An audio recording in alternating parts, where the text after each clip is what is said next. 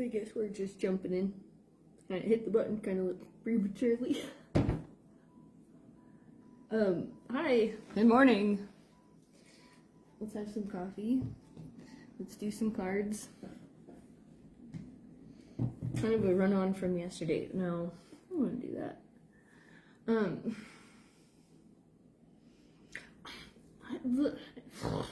Yesterday just got me thinking. I picked up Hen Scratch's Fly Specs, How to Read Melodies from Songbooks. This has been catching my eye for whatever reason for the last few days.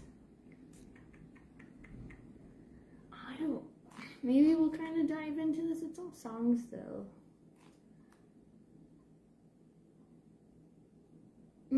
Okay, so there's something about light, vibrations, frequencies, emotions, discernment, directness, comprehension,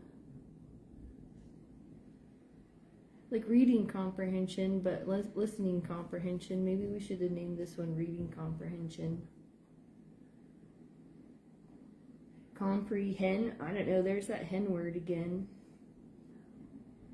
Hen Scratches, Fly Specs. Little things, little details. Getting into stuff. I'm just kind of jumping in a little early. Let's smudge it. I got tiny cards. Wild unknown cards. I don't want to go into those either.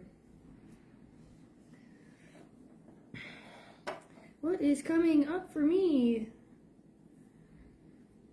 Lots of things. It's like trying to put a word description on the feelings and stuff, or like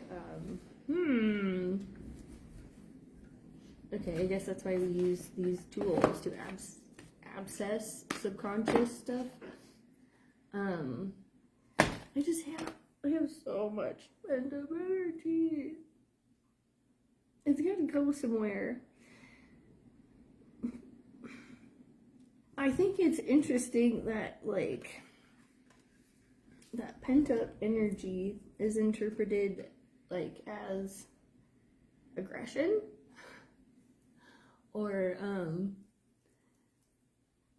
no, it's not one person, it's not just one person, like, it's, like, all across the board, or there's, like, this, I'm trying to figure it out too. Like, it's just gotta go somewhere. But when that energy comes out and then it goes somewhere, I don't know. People get intimidated. I'm intimidated. It's a thing. I'm just like, or there's like that self-awareness, self-consciousness thing that comes into play.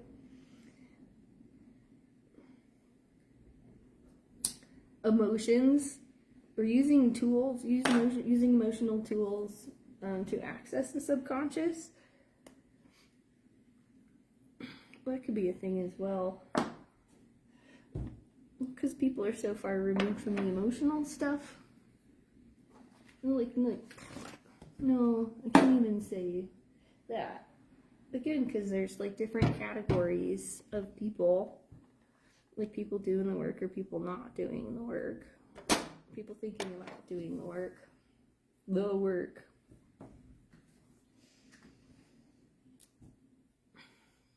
Has to do with internal explorations, light, vibrational frequencies, colors, attunement. Those are coming out first. I think I just want to open. It's been a minute since I've read from this space too. We're just taking the opportunity while I've got a couple of hours of me time. Us time. You time? Okay. I'm going to do my best to watch the comment feed as usual. I don't always see the things as they pop up. Sometimes they do. If you have questions, ask.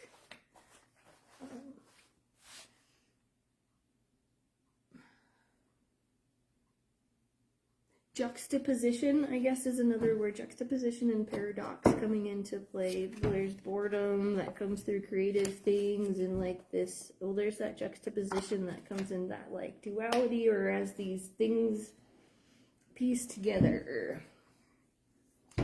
we're trying to explore and explain the things that are in the liminal, like in the in-between spaces,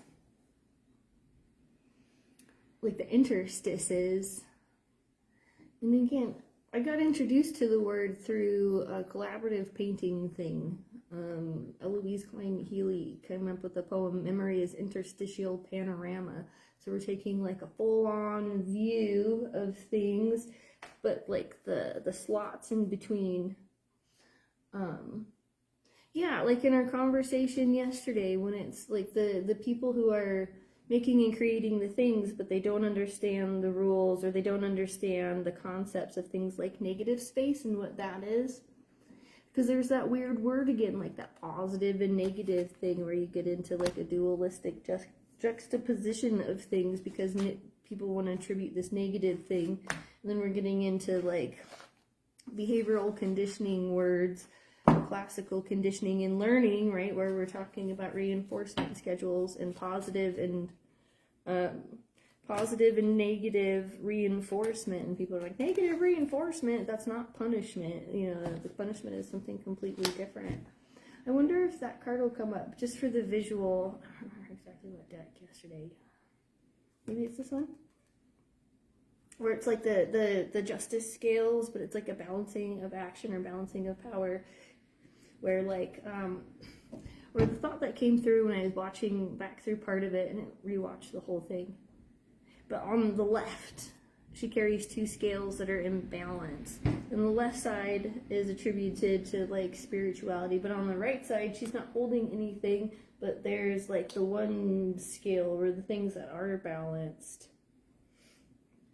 And the right side having to do with like the physical world. So it's a body conduit vessel that's trying to understand physical stuff and like the quantum metaphysical stuff. And then we have this meat suit, right, that is used as a vessel to interpret emotional information. So it's interesting when emotional information comes up, because those emotional vibrational things are attributed or associated with memories, patterns, let's just say patterns of behavior, sure, that get us to go, let's say, be alert. And I think that alertness maybe is what intimidates people. I don't want to quite go so far as to say scares people. But when people become alert, and then say you get like a surge of adrenaline or something, there's like an emotional cue or like a shift in the emotional energy. Rapture and ecstasy is the card that comes up, but like rapture.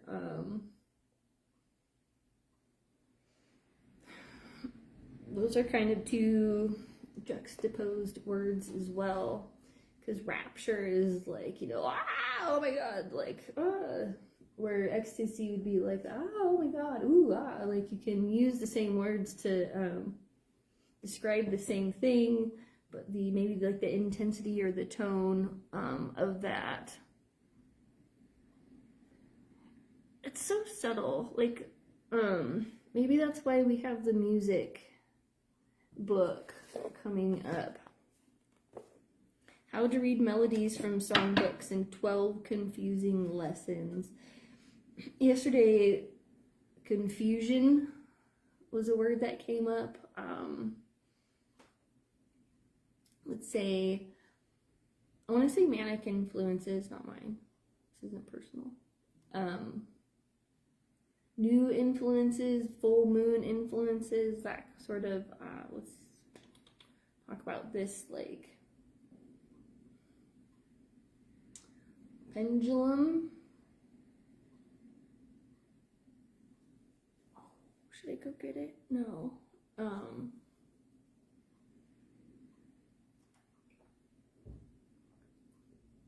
My mind also wants to go to a bell curve. I mean, we can describe it in this shape too. So a pendulum can swing this way to this way, but there's a locust, like a central point of operation, say like the vessel, the meat suit. this point of concentration or synthesis where discernment happens between the ethereal, metaphysical, and the more solid, tangible material. And then you also have this bell curve shape. I'm inverted, so you'll have to bear with me in terms of like the use of negative space to try and describe this function. So on this bell curve, I'll upright it just for the sake of visual. So for the bell curve, we're talking about normal ranges, right? Normal frequencies where people typically operate. And then if you go beyond the standard deviation from the mean, right? This is statistics. We're talking about factual information, right? Or how we can, I want to centrifuge like this factual and this metaphysical stuff through language. Okay, let's not go off on that tangent yet because we can turn that into a whole nother topic. Beyond the bell curve normal range, if you're at the, say, lower end of the spectrum versus the higher end of the spectrum, I don't even want to say that, quantitatively like a 0 versus quantitatively like 100 on a scale, right, where the majority exist in the middle on an average, and anything outside of that average is beyond the norm. And at these extreme points, learning can occur, learning, shaping, individuation also comes to mind, but that's where this deviance comes into play. I have a book on deviance, but I have the Deviant Moon deck, so maybe that'll suffice. That's enough for this. If I get called into the other book, I will, but I don't want to like run away from camera space and leave too much. I don't like hanging. Check time signature first. Songs are still in either key of C or G. Answers on page 30. We're gonna kind of like follow this rabbit hole for a second. This is why, let's just like talk about emotional intelligence or like intelligence IQ variables. You can have one extreme, say mental retardation from a clinical perspective, not in a derogatory term, to the more, I don't know, this one can be used derogatorily as well, depending on, again, the heuristics or the group of people that you're speaking to about this, where you get the savantism, where you get this, like the extreme intelligence, right, where like you can't tie your shoes, but you can, you know, come up with the quantum theory to explain all, like, relativity. Most people are kind of, but the limitations when you go outside of the extremes create this pressure. And maybe this is what I'm feeling, is that like that pressure of being beyond the normal range or beyond the normal scope of awareness. Sensory overload wants to come into mind, or something about sound and everything making noise, or like nothing is ever silent, right? Like there's wind blowing, there's clocks ticking, there's like, you know, footsteps from the animals, there's like the list goes on and on and on. Like the ringing in the left ear, that, you know, like there's all kinds of information to be interpreted at any one point in time. So when we expand consciousness and awareness, that's what we started getting into yesterday, the expansion aspect of it, the totality, the wholeness of the universe. And kind of go beyond, I don't want to say the limits of duality, right? But where we can explore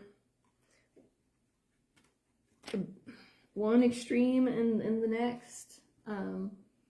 Again, extremist is a term that's come up a lot. I wouldn't say a lot, but that's come up twice in the last 2 weeks. Under like sort of these like exploratory contexts, maybe. Self-exploratory context and awareness.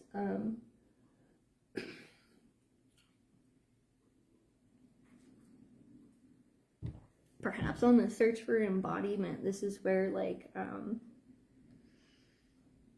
this philosophy into insecurity and what that I don't even want to say insecurity, I want to say like vulnerability, liberty, liberation, this rapture, ecstasy kind of thing. Freedom comes into mind. That's where like that free will kind of thing gets really tricky too. Moral, know your rhythms. We start a whole new section now. Oh, don't break the binding in your books. 1974 printed book. We'll break your vintage books. But know your rhythms. We start a whole new section now. Ironic that it just kind of like split down the middle to create a whole new section in and of itself. The book did just like almost broke right in two. I mean, I could tear that right in half, but I don't want to. That interstice maybe, or that breaking point, or that it almost feels fragile, delicate, balanced, tense.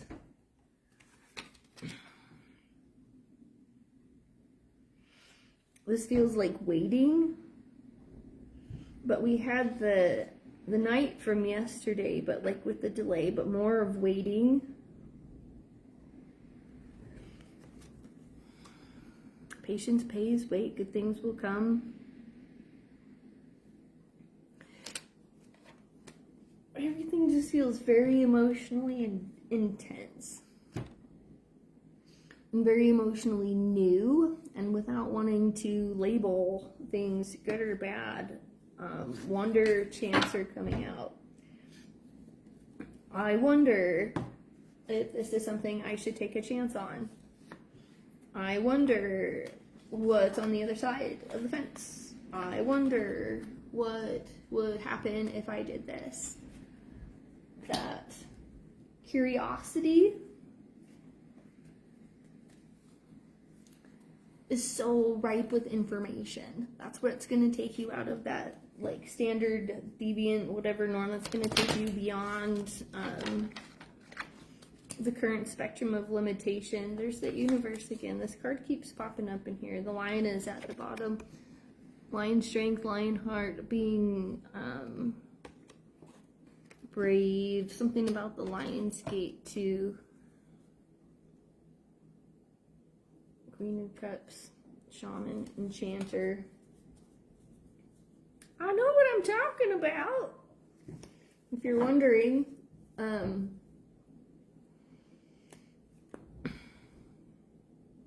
magnetism and lure. Emotions, if you're going to think about emotions from a logical perspective in regards to emotional, well, let's just say energetic frequency, tonality, cycles. I want to even just put up like a rainbow color spectrum, but that's not going to necessarily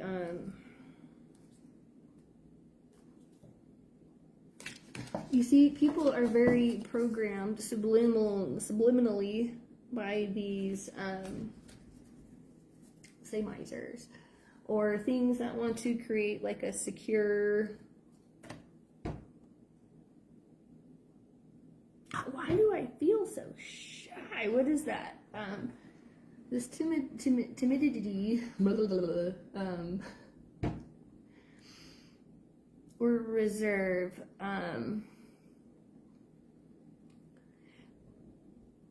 but a pressure, right? Like of just something needing to get out, something needing to come out. There's a hermit crab too. And cups have to do with emotional stuff, or just having to have like an emotional outlet for things. Wonder, chance, and just make the music part of it. I'm gonna put the shaman card over here. So we can anchor things in, because we're going through a metamorphosis, a change, a transformation. You know, in your transformation guide, we're going to talk about what transformation means from a cooperative, collective, conscious, creative perspective. That's and the overall essence of everything that comes through the flume here. And if we're talking about emotions and the ways we relate through these very dynamic, colorful perspectives, then we're talking about attuning to a hyper awareness or a sensation, or just like there needs to be a detachment, right? People get very attached to like the emotional stuff, or they associate the emotion itself with whatever it is that's eliciting the emotion. And the emotion itself has nothing to do with the object.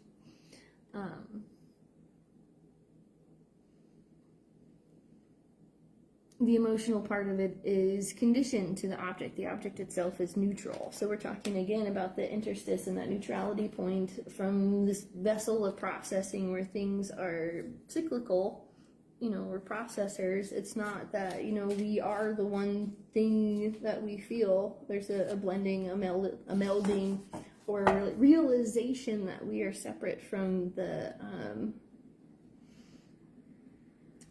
programmed confusion and distress that is socially acceptable within this norm range, right? Where it's like, just be happy, don't feel the things, don't rock the boat, just be normal, just like stay under pressure to conform to societal expectations and not think for yourself and repress those emotions. Feelings are dumb. That's a lion as well, lioness, right? It takes the strength and the fortitude. We talked about the endurance aspect of it yesterday too, to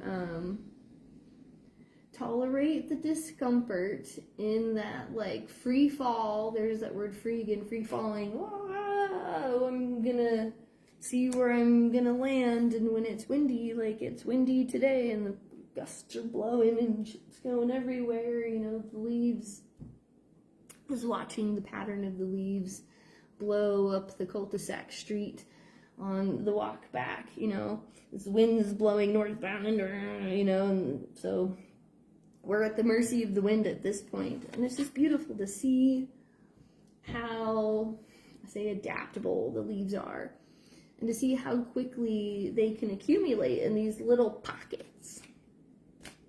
Theorize, calculate, self, internal, distance and ether. You can take like a grander look from outside the self and kind of step into this acknowledgement of Three Swords is here twice kind of for us in regards to, maybe you can see it, I don't know. I'll kind of tilt it down if you want more of the action. Right? We've got like the heartache and the angst and the people get really attached to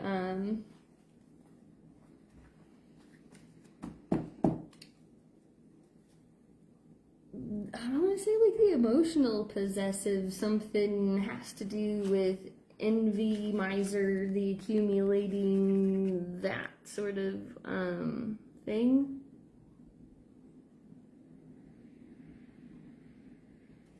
Okay, so you have to bear with me here because there's kind of a lot of information coming to the, and I'm trying to make this as simple as possible. Before this, I posted a video just as far as my morning meditation, or kind of what came into this space of, and I've seen this woman before, the way that she holds space in a debate regarding having logical conversation versus emotional conversation. I love this little clip of this video because you can break it apart and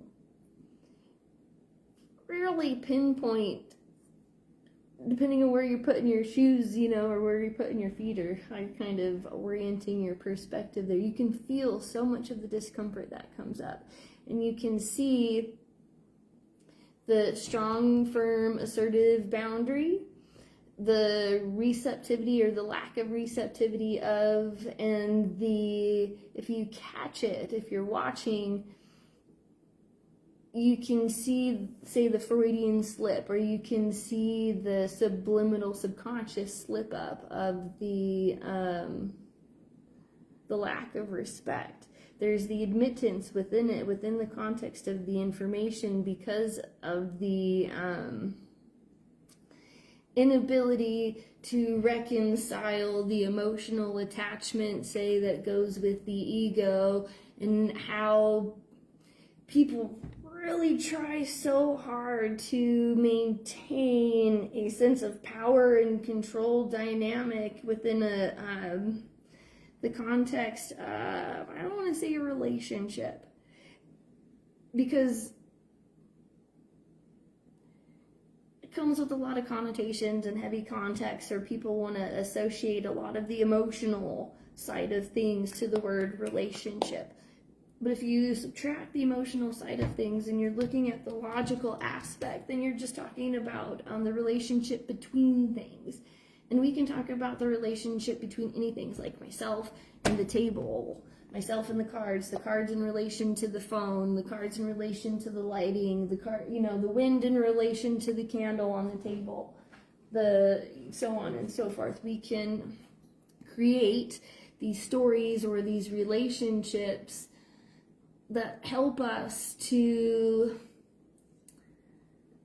maintain a sense of control and balance, when in fact that aspect of control is an illusion. It's illusory. There are so many other factors playing into the decision-making process, capabilities, right?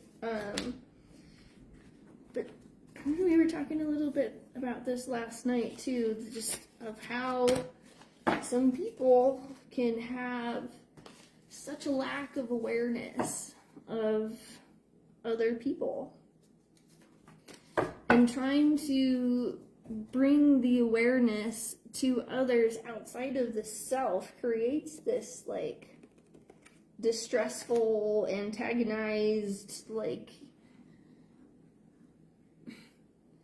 the ego exists in the solar plexus. It's yellow. It's right in the center of that like meat suit energetic column that we're talking about, of that spectrum of rainbowiness. So where we're purple at the top and red at the bottom, right? We unite at the yellow egoic expression of our solar plexus powerhouse, who we think we are in this body. We can also correlate it to, say, the number 5 on a numerical spectrum of 10 to 0 or 1, where 5 would be that compression meet in the middle point, where, again, that interstice from where this meets this, being right on the border, being right on the edge,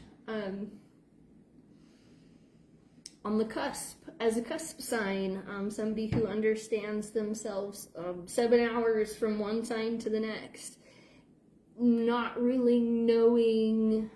It's like having 1 foot in the water and having 1 foot in the fire, or having 1 foot on the earth and then 1 foot in the air, or parts grounded on the earth and then parts connected in the air, and somewhere in the middle those two shall meet.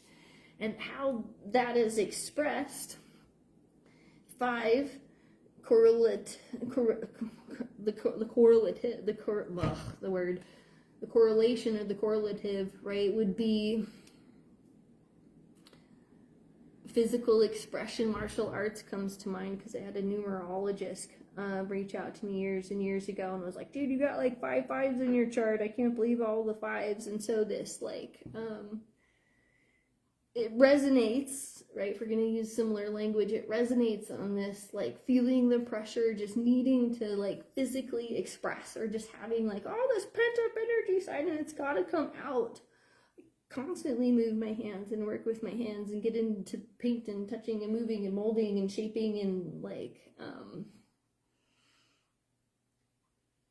forming a relationship between consciousness and the physical environment around me. Understanding the boundaries between what I can control and what I cannot control, and what can control me and what can, mold and shape me or influence me, or what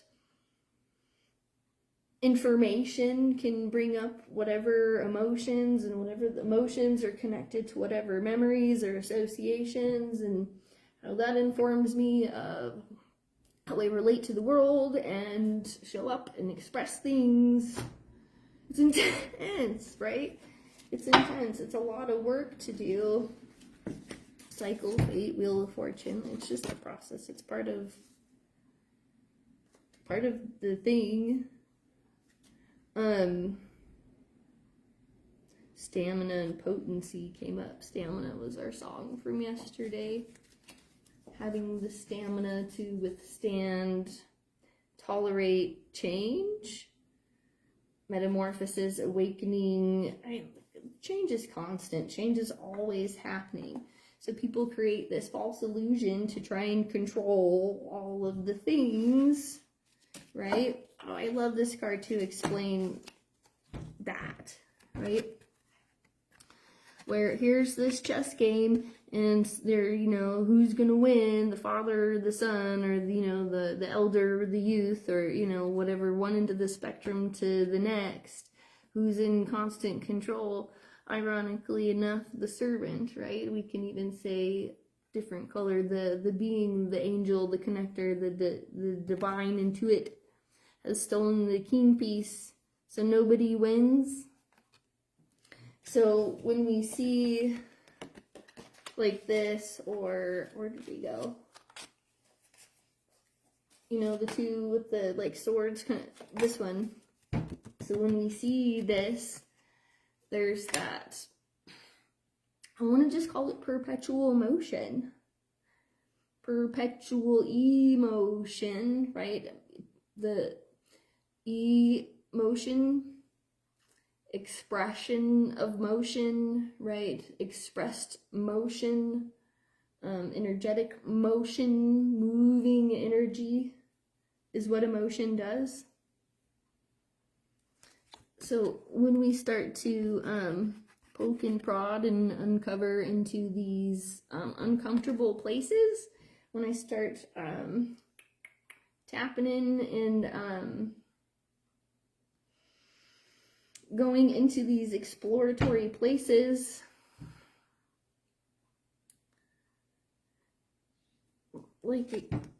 it's blood, the truth kind of cuts and runs deep. Oftentimes you don't even have to say the words, or sometimes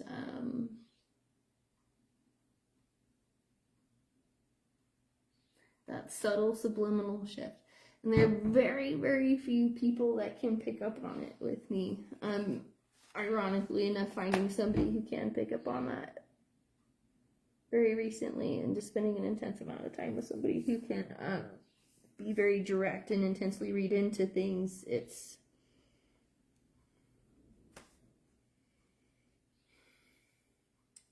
interesting to me that this is the card that's right here. On the one hand, as we're relating to the conversation and kind of pulling the context of things together, that balancing act, walking on ice, delicate, when we're trying to materialize things coming together, that's wand. So, in that creative space, it's a very practiced space, lack of a better word. But then we've got, in communication and in words, the swords, right? So when we're being honest and we're being truthful and we're being very direct, there's this very delicate balance. The sword swallowers are coming to mind. They do the trick, they swallow the sword and they bring it back up. If we're mindful enough and delicate enough, right, we can handle the sword of truth. We can not only speak it, but we can that's what that motion thing is. When somebody uses words and they say something to you, the reactive response, whatever that is to communicate back and to say something back. And taking that moment to pause and reflect before speaking is really important, because a lot of people are unaware of how their words could influence another person's mood, affect, energy, decisions, choices, abilities, capabilities, confidence, so on and so forth, right? Like energy. We can describe that energy in a lot of different ways. Again, just like what lens do you want to talk about it from?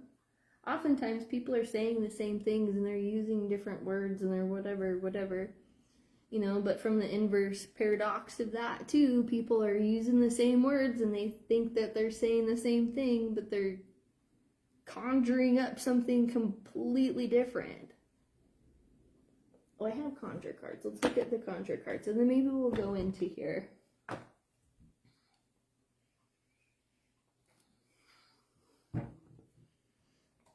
I have a nice space this morning to like a tea kettle. I'm hot and ready to pour. Tip me over and pour me out. Baby, I'm ready. We're steeping. A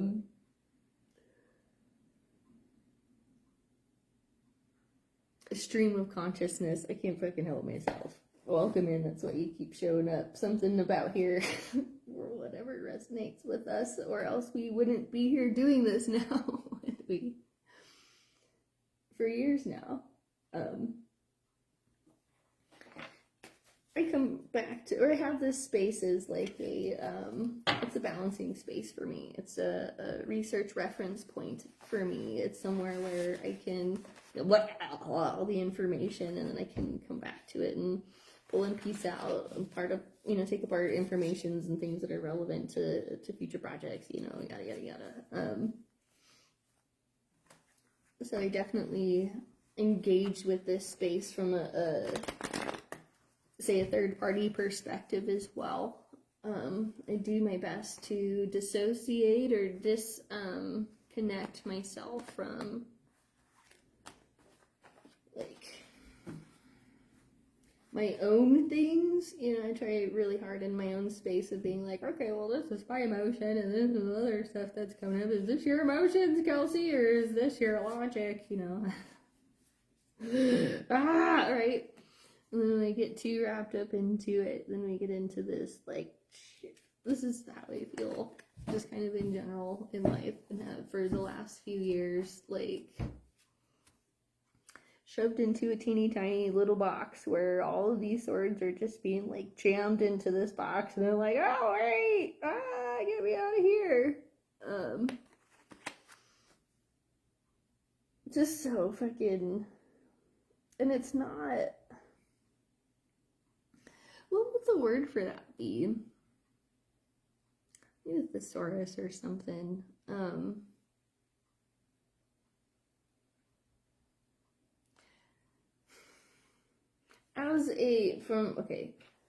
It's like from a psychic perspective, I can see into the future and I know what I want and I'm gonna manifest it, and I, like, you know, got my goals and my eye on the prize and, you know, I'm gonna get what I want. Through meditation, I can accomplish anything. From the other side of things, I'm a backwards chain learner.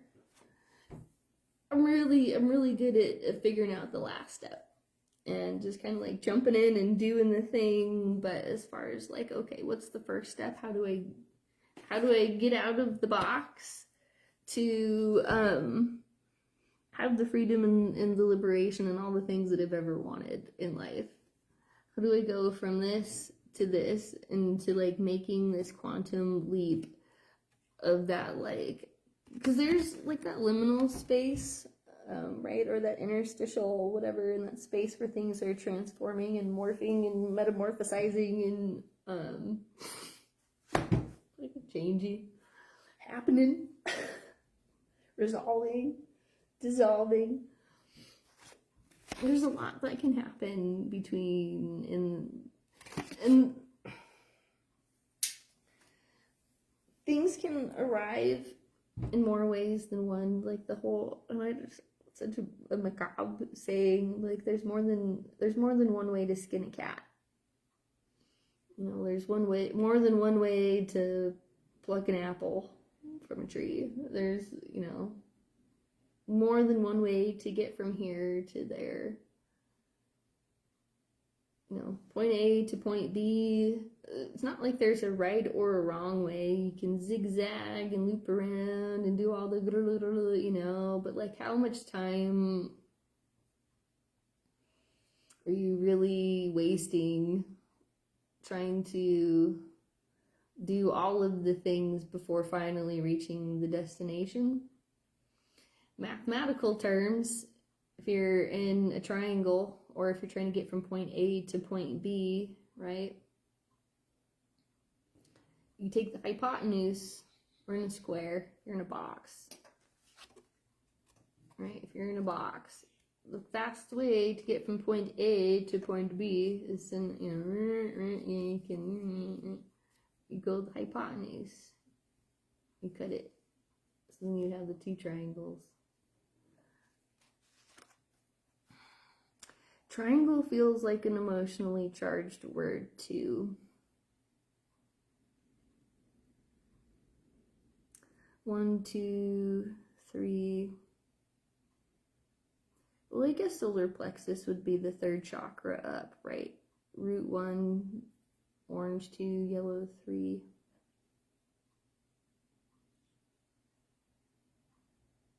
The maps don't necessarily overlay. So maybe that's where some of the confusion lies. Like I just have this really strong picture in my head. Maybe it's like one of those old vintage projectors or something, or like an old map where they have, you know, like the main thing, or even in like animation or product design or something, where they have like the clear plastic overlay that they put on top so you can see the changes, or you can like, but the one in the picture that I have in my head, the one doesn't necessarily like quite line up with the overlay of what's on the bottom. Was that a weird thing to say? Maybe. Ocean's been kind of catching my attention. Okay, I think we can put the deviant moon over here. Fruit or movement. And then we can take our crow, whatever, and put it over here.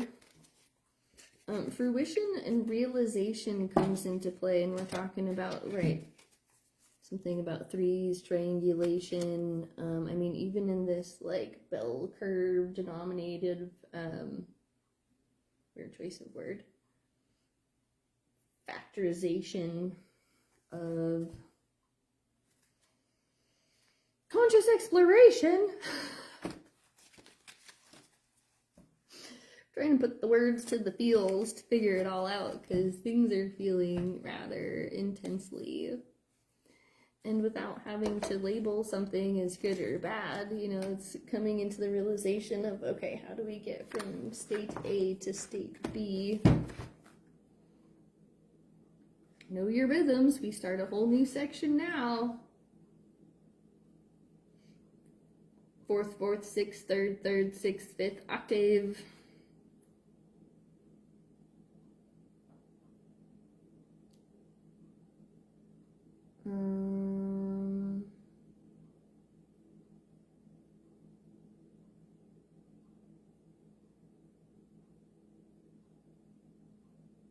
Maybe this is a point. Forgive me just for the pause there for a moment. Without going into the song lyrics, because that just feels irrelevant. You can change Nora back to Noah if you wish. I think the folk pronunciation sounds better with the slur here, but this piece, right? But make up your own mind. Life's hardest job. In the end, I guess most songs have to be sung in the singer's own dialect. Folklore fancy. The distance between any two notes is called an interval.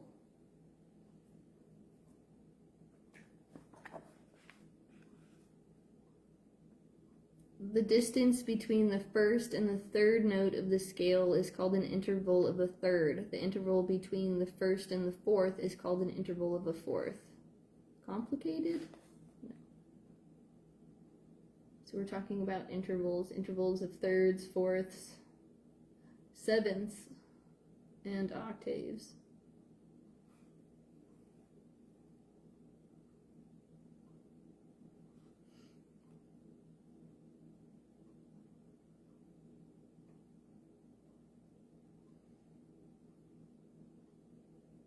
There's something here, so we're talking about like attunement, entrainment, and this kind of pieces through from yesterday as well, because there are people who like will get one part, or you can like,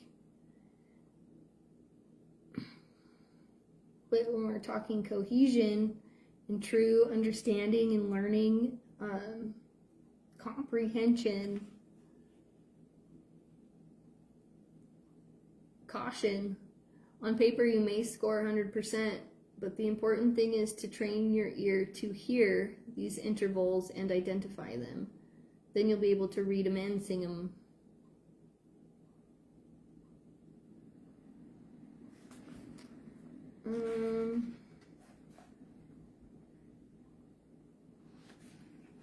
This book is really fascinating.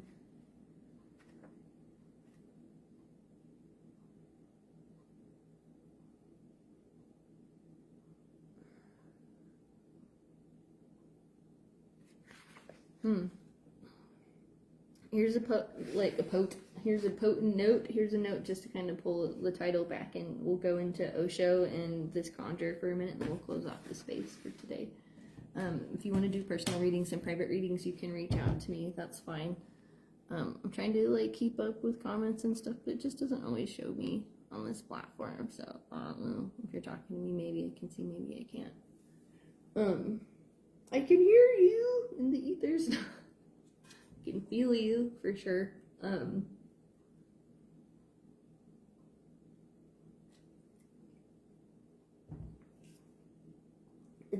It's just a training and like, you know, learning, conditioning your brain to sense and feel. Maybe it's hearing things, maybe it's seeing things. Sometimes it's sound, sometimes it's color. People can train the eye to see as much as they can train the ear to hear. Smell is like a big indicator of memory. Not indicator, but we can associate memory and smell.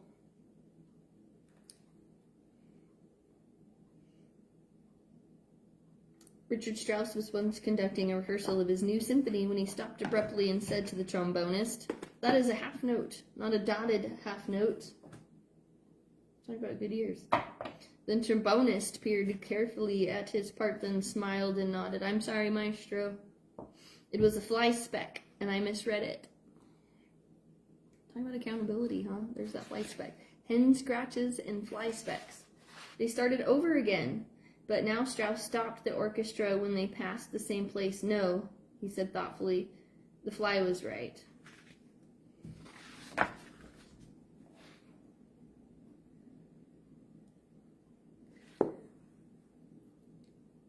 Interesting how correlations and serendipity and how some of these more,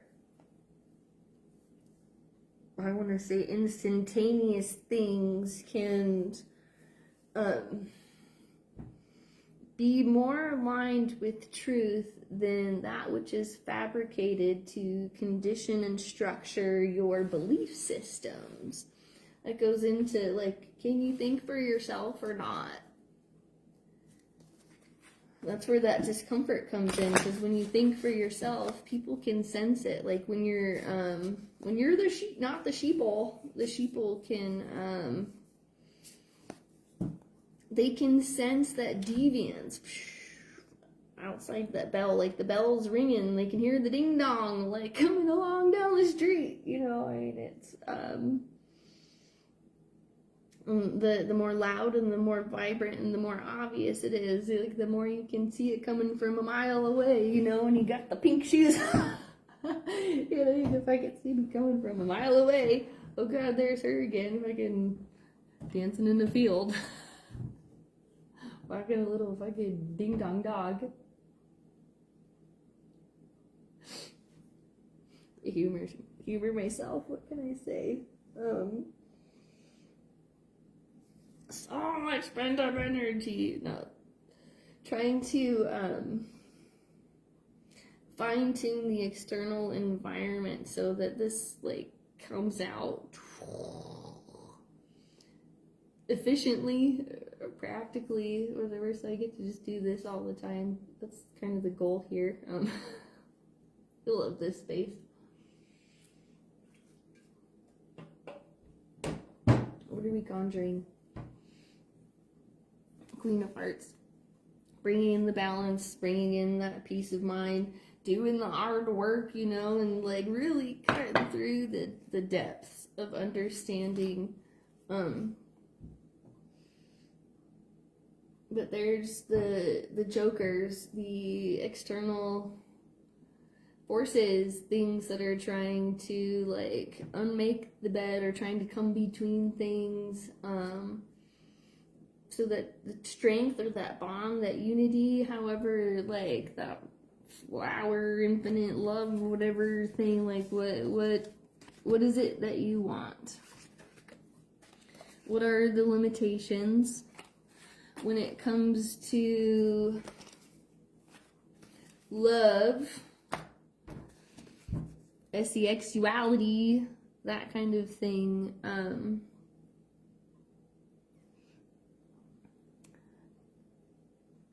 Just take note of the snake that bites the Achilles heel, that finds the weakness within the vulnerability, or this thing that is always trying to poison the connection. You have to be very, very, very mindful of that. Work, love. When you're talking about like unity and unification, bonding, pair bonding, partnering, I like pair bonding. I like that word a lot. Bonding, because we have bonding chemicals, hormones in our body. Like it speaks to the scientific nature of what unifies and brings people together in relationship. Pair bonding. When you're concentrating things into that, right, the numerological frequency, the tension tendency, as these two are trying to morph into one. I mean, it's even here. There's the paradox again. You have in the fractal, in the forward momentum, evolutionary free flow, we're processing and cycling the emotions in an evolutionary potential basis. The two morph and then they come into one, and then the two multiply. The two become one, which becomes its own, and it becomes its multitude, multiplication, quantification.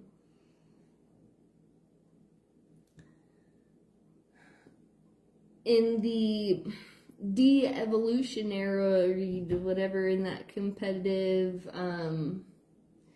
pair bonding makes sense genetically, evolutionarily, especially through smells, hormones, strength of the genetics, right, will chemically bring people together for the sake of strengthening the meat suit for the greater good of all of humanity, right? You know, and then we get into evolutionary theories and, you know, evolution, blah, blah, blah, whatever. We don't have to go there, you know. When we get into like this destructive or whatever, competitive, possessive, deconstructive mentality of using pleasure-based sensations, I mean, the sexuality and food, those two alone are your primary reinforcers of human behavior, which require the most discipline in order to consciously attune or change your behaviors, right? So if you're,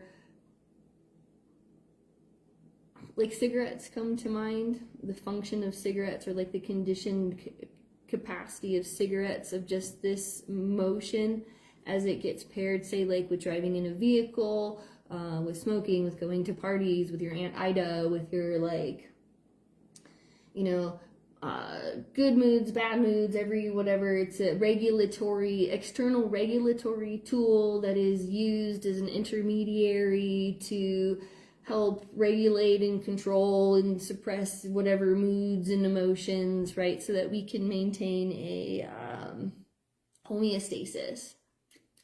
So we can maintain a norm, whether that's a social norm or, you know, a family norm, or just like a normal day-to-day routine, like predictable, I can adjust patterns and get shit done kind of a thing, right? It's a really long explanation for whatever this is. It's very easy to have these coping mechanisms, devices, tools. I just want to do this like hand to mouth pleasure basis thing, right? Is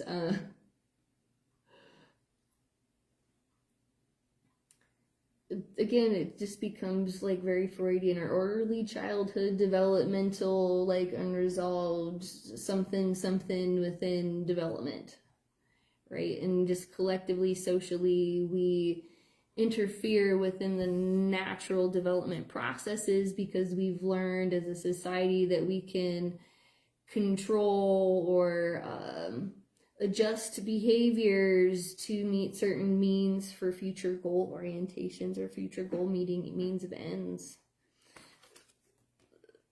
So the point being, if somebody has a goal in mind that is for their own egoic benefit and not for the highest good of all, right? If they're acting out of this pleasure basis where they need to maintain a sense of identity and sense of self, because any feelings, internal, external, coming in and shifting the way we view the self perceived as a threat comes in, like, I think you understand it without me like going into like the scientific novel. We'll be here all day if I do this. I don't know, put me in a speaker position. I can talk for 3 days straight. Probably. Easy. 2-hour radio show, no problem. We can go on and on and on and on and on and on and on and on and on and on and on about emotions and love and relationships and people and how they combine together and how they form relationships to themselves and emotions and to others, right? But there's that control, power, people who want power over their emotional affect, thus the environment, get into these dynamics, right?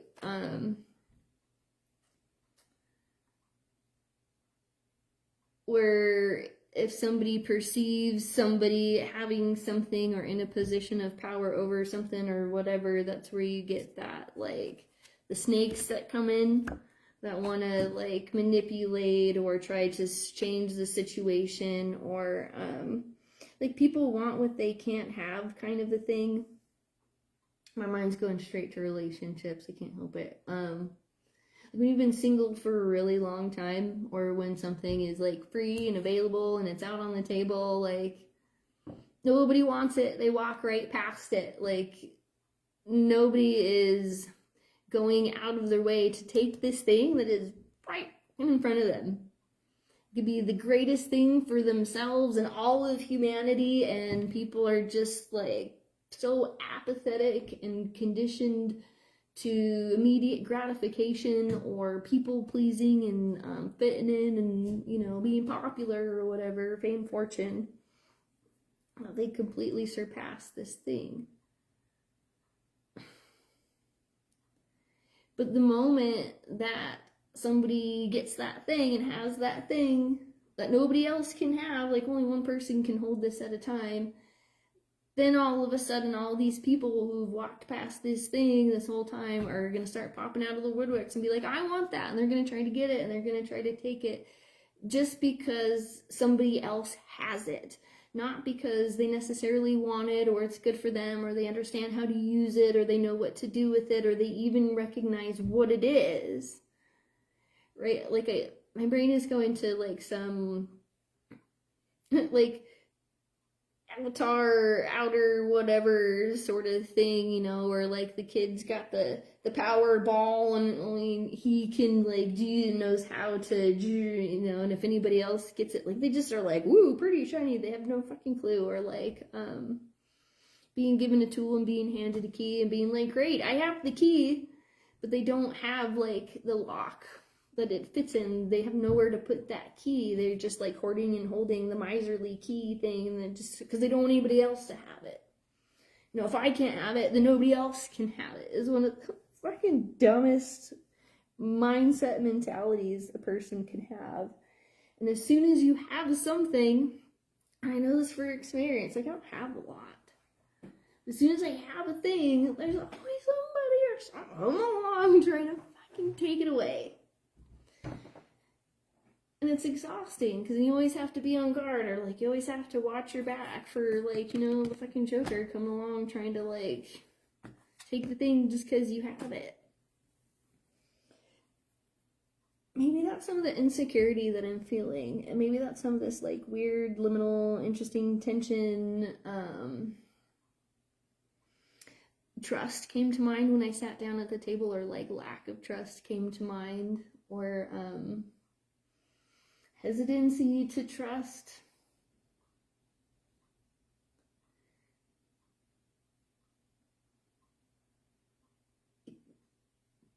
You can trust one person, but do you trust the people that they're around? And are the people that they're around influential enough to be able to break a pair bond?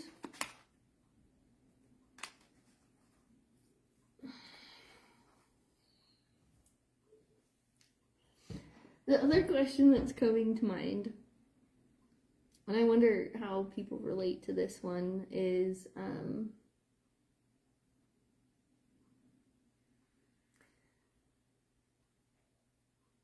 if you express an attraction towards someone else while simultaneously expressing attraction to this person,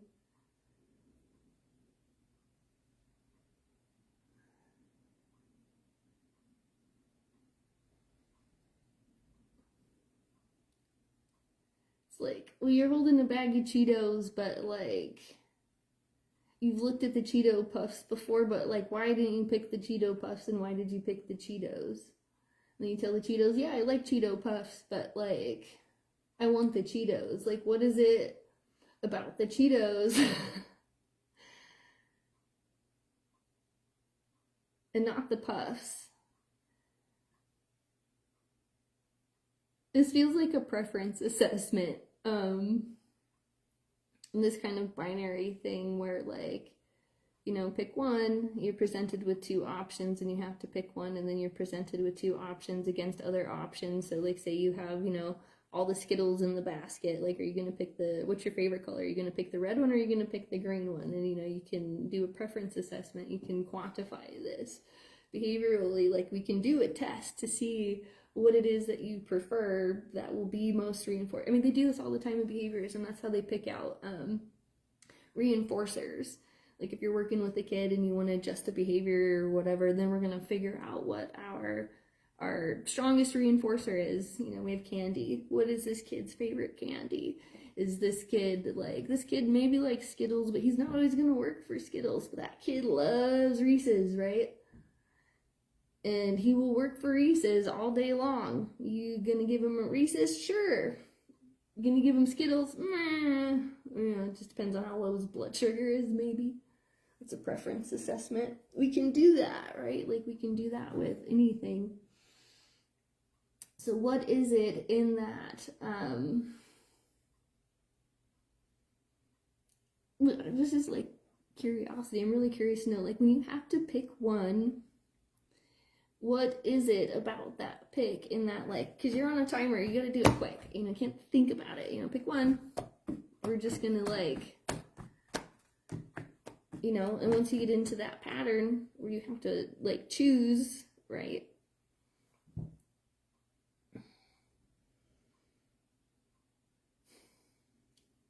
My answer is yes, it's emotion or whatever, it's conditioned emotion that makes people, because those reinforcer variables can change. You know, if I'm just feeding you like Reese's all day long, eventually Reese's aren't going to taste good. You know, candy's not even going to taste good. Maybe you're going to want to work for broccoli. Like,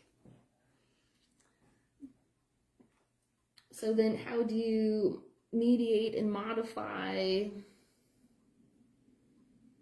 or discipline pleasure enough in a way where you're being conscientious enough of those reinforcement variables and describing your emotions and bringing together these pair bonds and relationships, or just forming associations between things,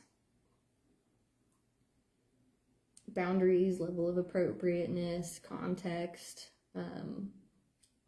There's all these external factors that play in decision making. And I've said this before, I talked about this a million times, I've said it in other places. If you haven't heard it yet, or if you heard it before, right? We have working memory, short-term memory, and long-term memory.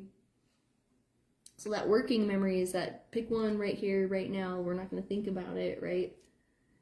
In that working moment, memory, whatever, our ability to consciously process sensory information that's right in front of us right now, out of the trillions and gajillions or whatever unquantifiable amount of stimuli around us at any one given point in time, think eyes, ears, nose, whatever, taste, smell, like, all the things. That's a lot of information that we have to process and discern what is relevant and what's not. So out of all the, like, multitude of whatever, humans can attend to 4 things. That's what the science has shown. Maybe numbers have changed or since whatever in the last 14 years or something, but like, if we only have the ability to consciously attune to 4 things at a time in any one given moment, those 4 things that we're attending to consciously, right, they're kind of important. Really easy for people to mess up and slip up, and like in that video that I posted before this, when you start, that guy's like emotional stuff starts playing in and he starts getting into this and it gets kind of uprooted and away from this, you can see how those subconscious belief systems begin to surface and manifest just in the dialogue. And you can see him trying so hard to maintain some sense of like control or authority or whatever, control, power dynamic over this situation. I mean, we can do a study and read into that video like no fucking tomorrow and really dissect the difference in real time between processing from an emotional space versus processing from a logical space in a very paradoxical setting that will make you very uncomfortable, because just witnessing and submersing yourself in that dynamic is enough to trigger emotional sensations all over your body, right? In all different sorts of places, good, bad, or indifferent. And there's just so much intensity playing into that one. I think you could learn a lot about yourself too, and how you would absorb and take in that information. And understanding your emotions, get out a journal, write it down, like take the notes, find a way to objectively relate to yourself so you can attune, and just get like a very objective sense of what's going on with your subjective reality, right? And then to somehow in there find the ways and means to come up with compassion, to understand that other people are, wow. I think part of maybe what I've been feeling too, just in terms of like information, putting things out there, or just like creating vulnerabilities, because like once you say it, once you put it out there, like you can't take it back. And in these like free flow live stream,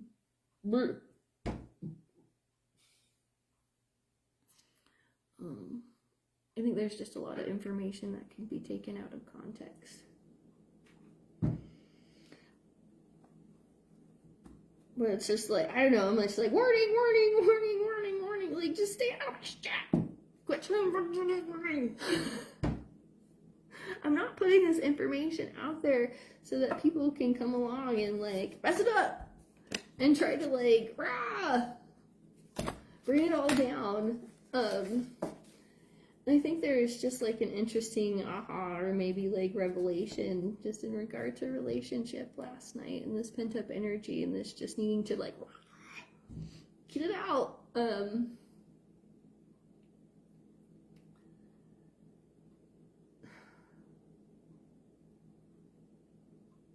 do I put this?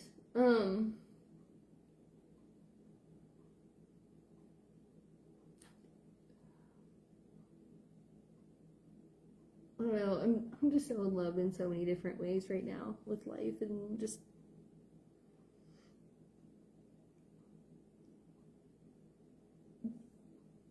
the way things are thinking, or the way this processing of information is unfolding.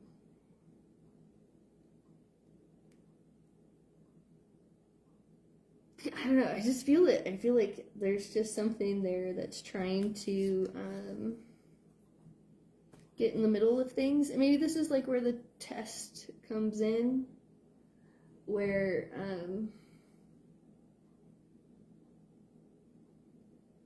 I think when things are unifying, or things are definitely coming together, like that strength and that magnetism, or that bonding, or whatever, that's definitely going to be tested.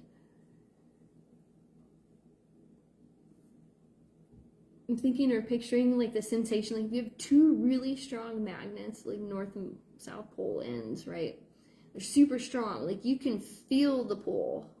And if you don't have any control or resistance or anything, like,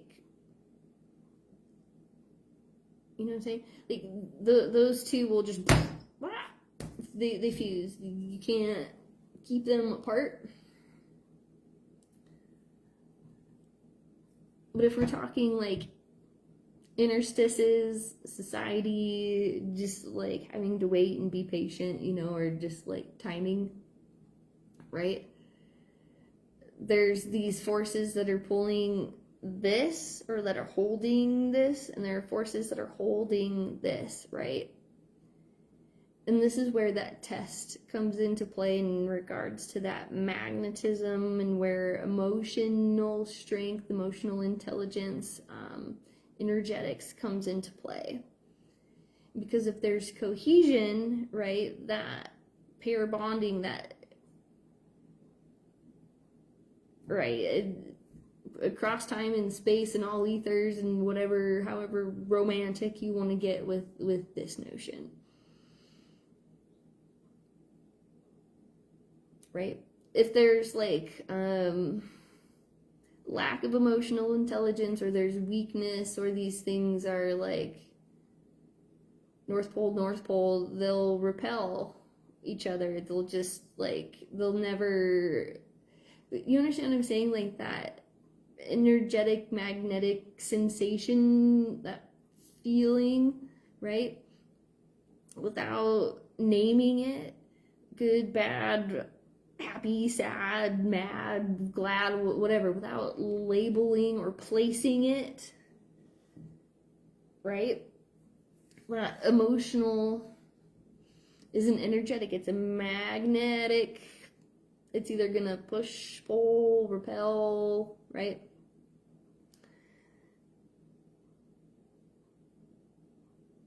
In this quantum age shifting and from Piscean to Aquarian, right? I wish I still had it. We got a bunch of cups we can look at, right? At this point, like in the greater timeline of quantum aboves, right? If we are below, we're at this cusp. We're at this pinnacle point. We're at this point where the things are inverting, twisting, you know, that. We're at the X. X marks the spot.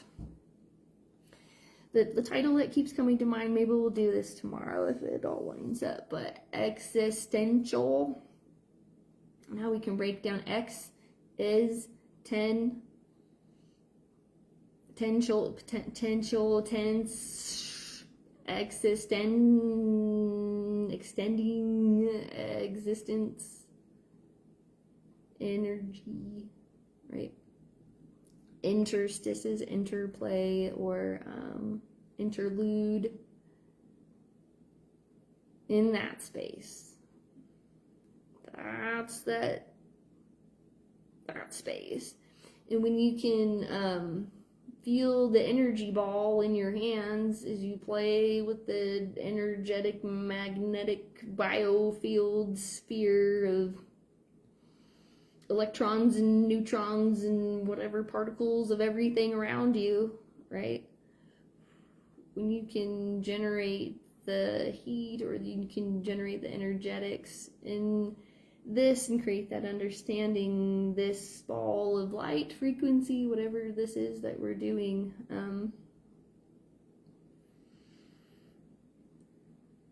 it's an action potential on a greater scale, as if we were like the neurons in the brains, right? So when I create this action potential, this energy ball has to go somewhere, and it's going to make a connection across the synapse till it reaches the keyhole on the other side, on the other neuron, once we get past that gap, right? So here I am, one with this action potential key, sending it across the synapse of the ethers, and you as your own neuronal whatever with your receptors, if you have the key hole, right, if this aligns, that action ball potential is going to permeate into your being. You can receive the energy.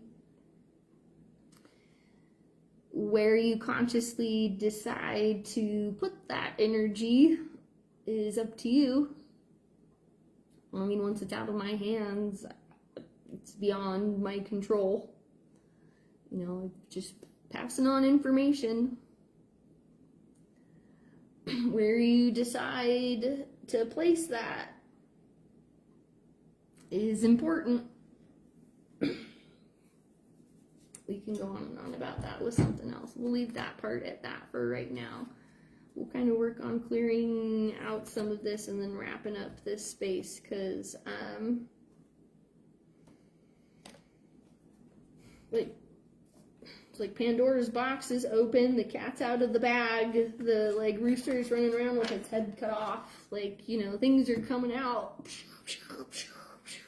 You can't stop it. Maybe that's part of like this weird tension feeling that I'm feeling too, is once that kind of breakout happens, there's so much pent up energy here that just wants to like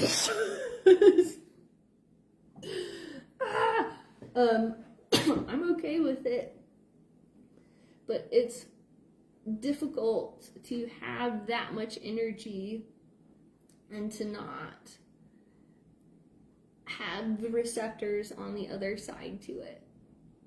it feels like a lot is lost. Maybe that's what it is. I don't feel like I'm lost, but I feel like a lot gets lost in that energetic exchange. So I do my best to gauge the level of intensity. No, I mean, like, no, I don't. So it's like, it just comes out. Like, I do my best to be mindful of it, but I also know that I'm not in control of it, right? I mean, one way or another, one end or another, I mean, the information's coming out. I mean, whether it comes out of my fucking mouth or it comes out my ass, I mean, the information's gotta come out.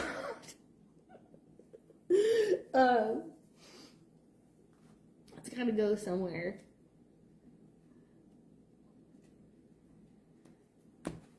So it's, I know, we're venting, we're letting off steam, maybe, but not like that anger steam.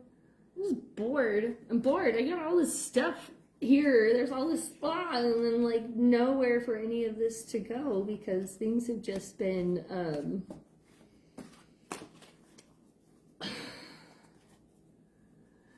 manipulated to a point where like even the things that I had control or that whatever could handle or like it just everything just got way out of control. Way like things just got beyond anything I could handle. And at that point it's just where like you just submit and go with the flow and just realize, well shit.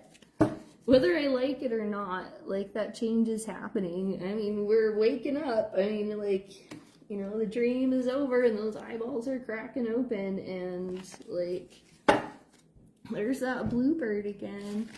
This dang bluebird theme has been showing up. Bluebird. Hunger, like, oh, I'm hungry. Like, the body needs fuel. Like, conception is happening, like things are like, I don't know, like things are anchored, things are grounded, things are growing, and like whether I like it or not, like what do I do? Just not feed it? Like you got a kid, you know, what do you do? Just not feed it because you don't want it to grow, whether you feed it or not, that thing's growing, you know, and whether you feed it or not, someone else is gonna feed it or it's gonna feed itself, you know? Like, just you navigate the progress and going through the things, and I think you can, like the leaves blowing with the wind, learn to go with the flow and do that internal work, right? And you can concentrate and express and expand. Then all those moths, they just get fucking burnt up before they get there and can put out your flame, you know? Like, try me, come get me. Like, let's do this, because I think when we open ourselves up to the overwhelming idea that anything is possible, right, then we get to succeed our own expectations for things. I don't like to have expectations for things.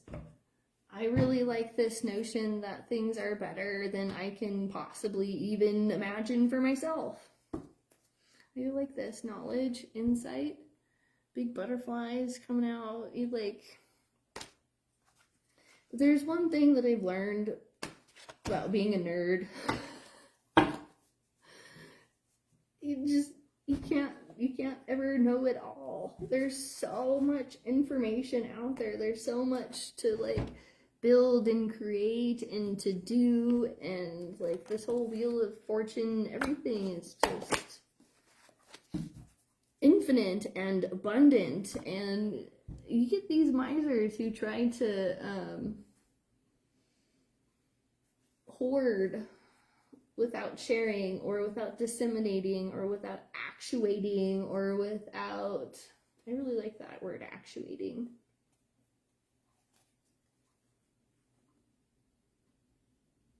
Then you just get imbalance of powers and blah, blah, blah, blah, blah. And then, you get all those boxed up fucking feeling because somebody needs to have more than somebody else. Or, like, there's just, like, who cares?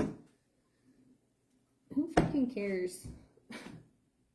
Like, everybody needs to care. Like, there's just this level of apathy, or this paradoxical apathy. Like, who cares what other people think? But, like, you gotta care, like, what other people feel.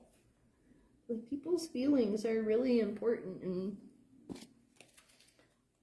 we've been told to not have feelings, and feelings are bad because the feelings are informing those that are trying to control that something is wrong. Or when you start waking up to the, what does this feeling mean? What does this, whatever, what is this linked with? What is the function of my behavior, and why am I doing the things that I'm doing? And I dissect and disseminate people's psycho-vocabulary to this, like, finite, minute thing that drives me freaking crazy, where it's just, I can't help it. Pick apart, now, why would this person say that to me? Why would this person tell me that? What is this person trying to communicate or convey to me through this conversation? And, like, why is this making me feel insecure?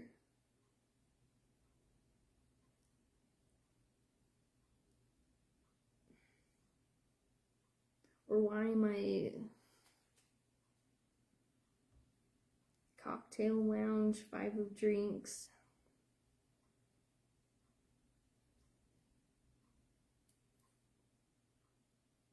Oh, okay, I know what it is then. That, like, feeling, or that sense of, like, that pressure, insecurity, boxed in feeling is just, how do we put it? In that realization where you don't have full control over your body, say, like, when somebody poisons you, or, like, that snake coming along, or, like, when somebody influences you in a negative way, or, like, drugs your cocktail, like, Ryan, that's happened to me. Around people who you feel like are safe, or people who you, like, you think are friends, but then you realize that there are people out there that have these tools to paralyze you intentionally so that they can energetically take from you. That showed up in a couple of different ways in my life, men and women, interestingly enough.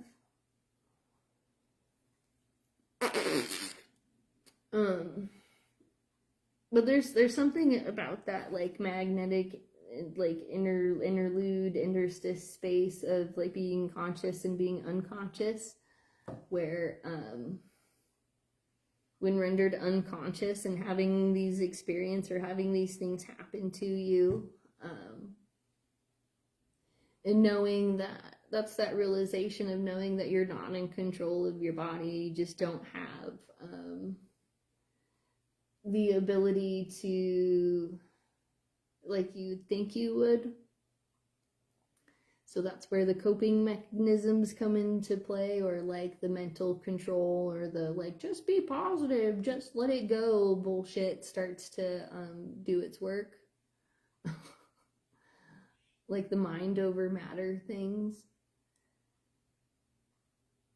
Because there are things that will happen within the material in that, like, matter that are dysfunctional. What is the function? That are dysfunctional.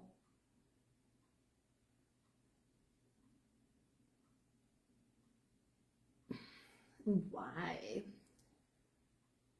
Especially when things don't need to be so dysfunctional. Like, when we become conscious, or we awaken to the patterns of the things, and you realize that that dysfunction isn't necessary. Having to go through that pain, pleasure, ultimatum, extreme thing,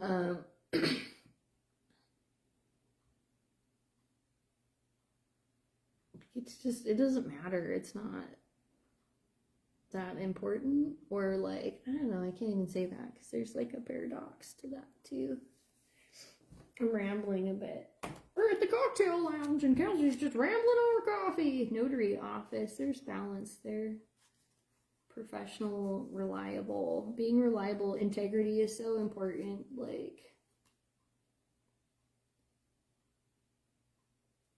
best choice premium sangria. Why taste all of the cocktails when you can just have the sangria? I don't know. I see somebody going into a cocktail party.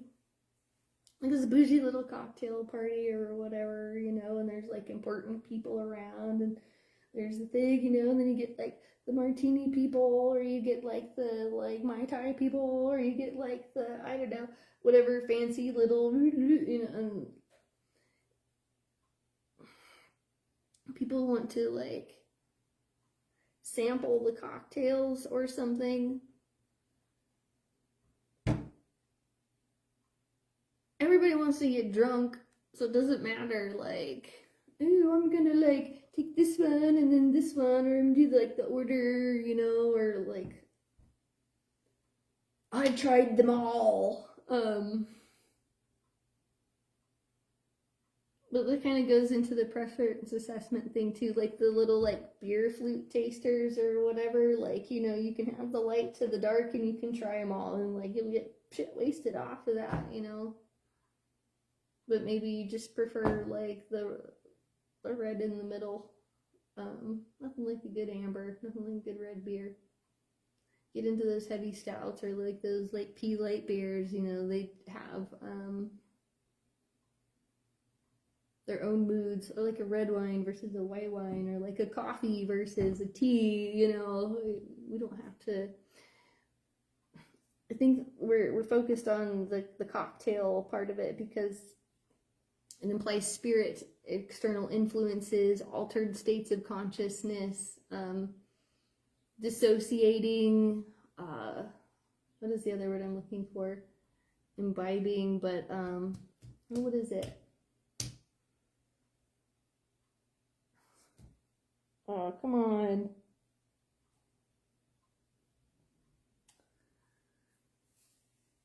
Whatever.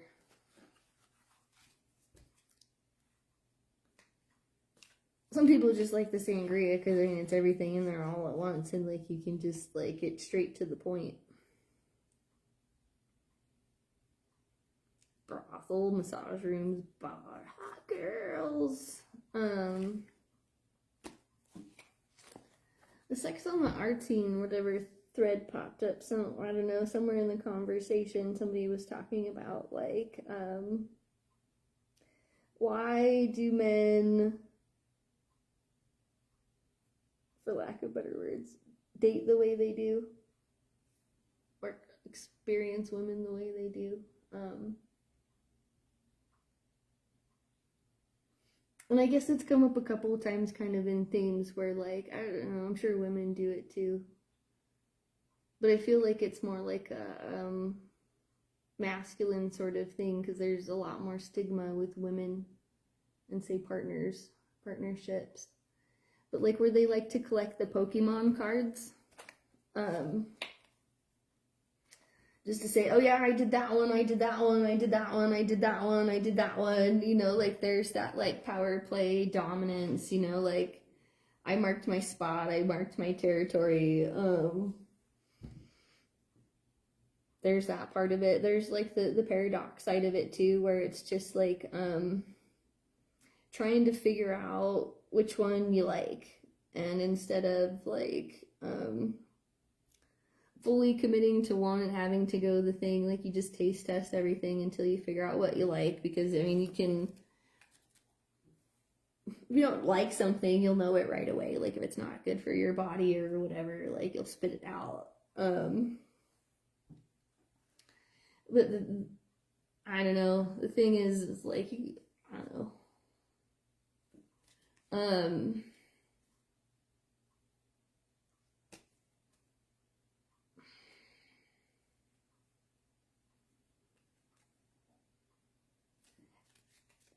And I think kind of like in relationships, maybe where I don't want to say where my guard goes up, but where like I can sense my boundary. or I just become very aware of like where my energetic space is and like my bubble, like when I become very aware of my bubble. How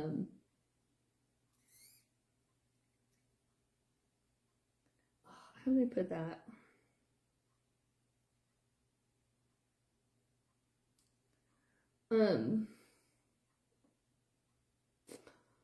Bluntly, I don't know, I fucking ride around on a golden unicorn and I paint myself gold, and so like the Pokemon card quality side of things where like people just want to collect the card to say that they've whatever, that they've held it or that they've had it, like they don't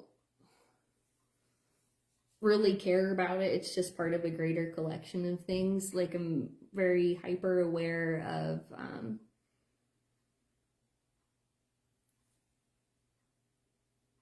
that quality within relationships.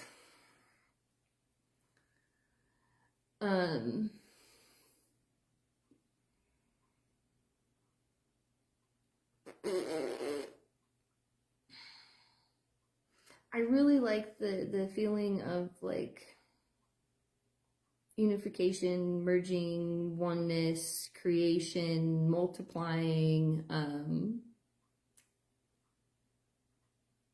don't know. It's what my body does. My body takes in information and it incubates, and then it, you know, creates a thing. And so it's just constantly, you know, taking in information and putting something else out of there, just like synthesizing things and coming up with something new.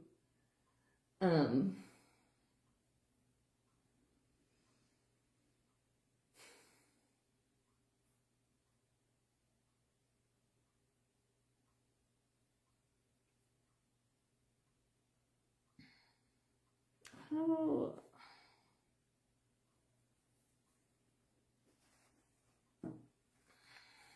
I'm just gonna go into a different deck.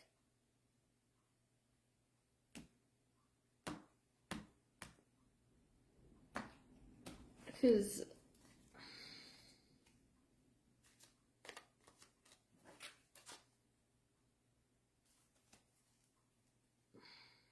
no, I'm ready to. I'm just ready to shift away from that for right now.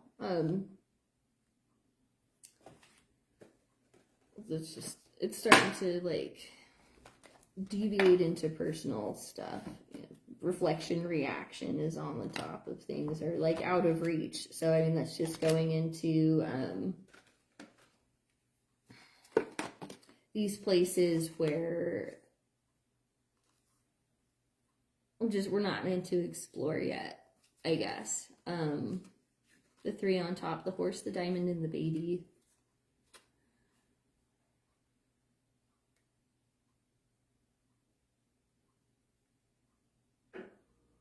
It's like heart and mind. Wow, look at this card. You know that like triangle arrow thing?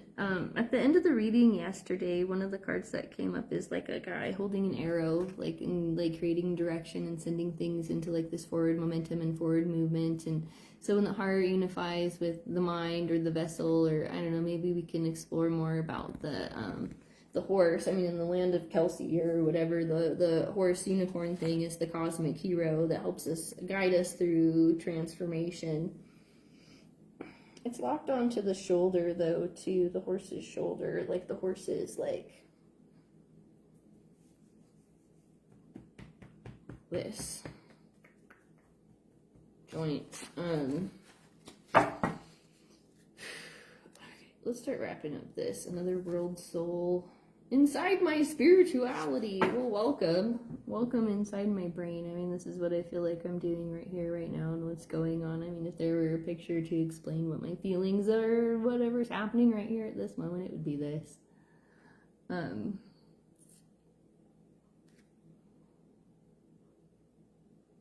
It's just seeing things through so many different perspectives and lenses, and trying to synthesize and come up with information and new discoveries.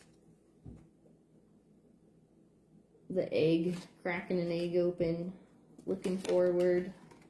freedom, the gate of knowledge. There's horses there too. Here and now, there's the horse again. Horse, the baby, the diamond, reflection, reaction.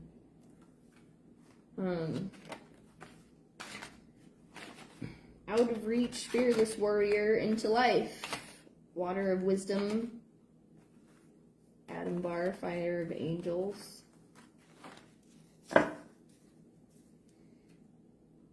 The rebel.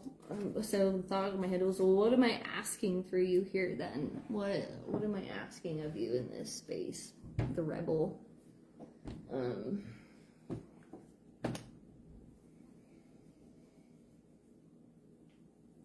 To rebel against the norm and what you think relationships should be or what relationships are about.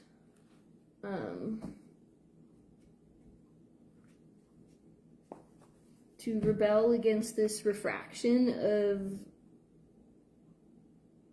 I don't know, I want to say like destitution or not resurrection, but you know, like putting Jesus on the cross, like sacrificial,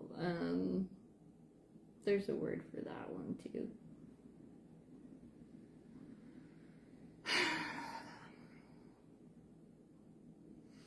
The energy feels heavy because the wheels are turning and we have a lot to process, and it's just real emotional information.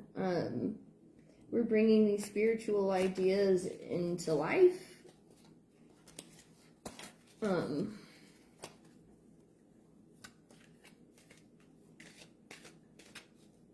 Books are good. Knowledge is good. Knowledge is power. Wisdom is power.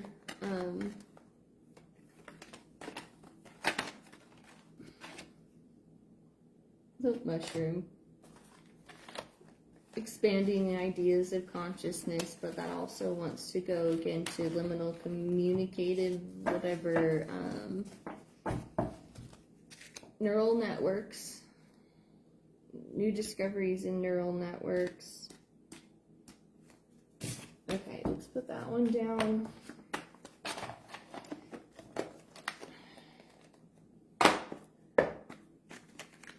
The wind's kind of bringing in some just new, fresh energy. You know, I feel like yesterday things were just kind of stagnant and things are, you know, kind of chaotic over the whatever, you know, things just getting shooken up to come out. So today they get kind of blown away. Last kind of little set here. You guys, I can sit here all day, guys. I'm gonna try not to. I mean, people are like, make these succinct. Clinging to the past is here. If you're clinging to the past, you can't move forward. I don't need to tell you that. Isolation.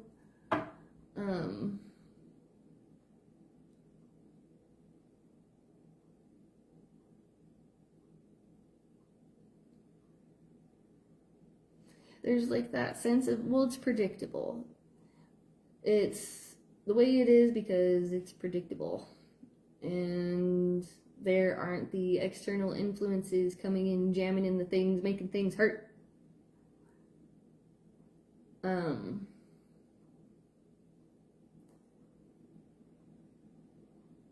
What was another thought that I had? Somebody was like, well, who don't you get along with? Or who don't you like? You can get along with anybody. You get along with everybody.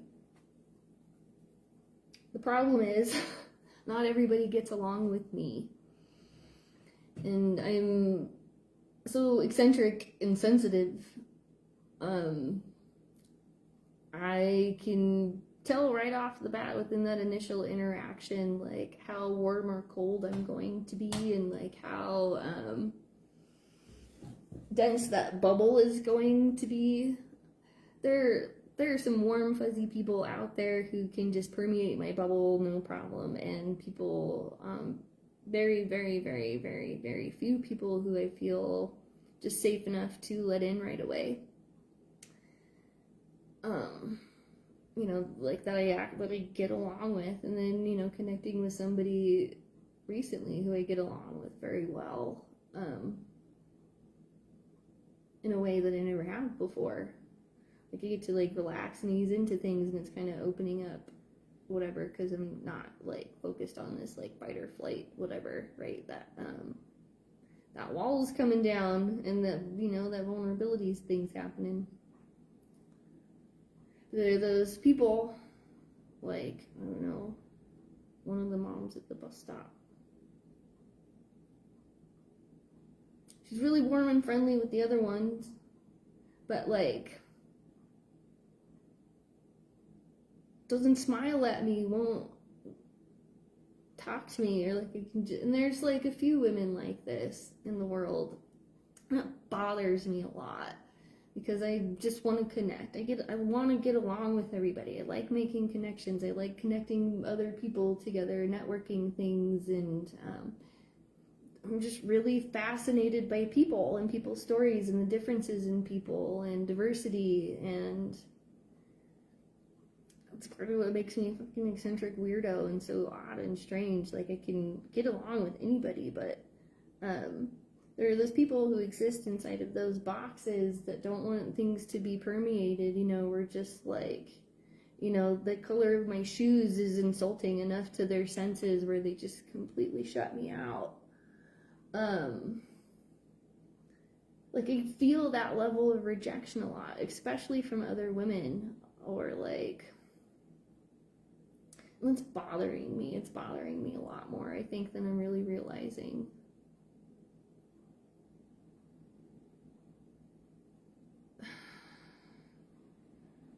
There's like this vying for and wanting to connect and wanting to create community, yet there are these like creative women who are, you know, holding power or these positions of power with over the community, and they're not doing it right. They're not, they're there because they want the male sexual attention and the validation from the men to be like, ooh, pick me, I'm the Pokemon card. Like, there are a lot of women who get the kicks out of that. Fucking bothers me as a woman who really likes to be in positions of power. I studied transformative leadership as a master's degree, and not as like an ego thing, but as just in this, like, it synthesized so much information. There's just so much that I can see, and so many patterns and so many different connections that I'm seeing the things the people aren't seeing, but they're not wanting to, like, hear me. They're not wanting to look at it, and they're not wanting to, like, make the connections. They're not wanting to be receptive of this information, and it, like, makes me want to cry. Like, it really hurts my feelings. Oh. Because in the professional context where those feelings are inappropriate, where that directness and that bluntness comes across, that's where the people don't want to hear my opinions and what it is that I really think, because that truth, like that balancing sword of whatever, like, I can cut right down to, like, the existence of it all. I can see through it all. And I don't say that from a position of ego. I say that from 15 years of doing intuitive work from an empirical based objective perspective, where I draw out energetic fields, and I've worked with thousands of people, and to, like, test these feelings and to test these emotions to know whether or not these emotions are real, reliable, or whatever. And they've gotten so good and so fine-tuned. I pick up on past, present, future, illnesses, all of it. I sense it and feel it all. And there are those people out there who try to put themselves or portray themselves in a certain way, and I can see past it and beyond it and through that veil, and boy, they don't fucking like me at all for it. It makes me really uncomfortable.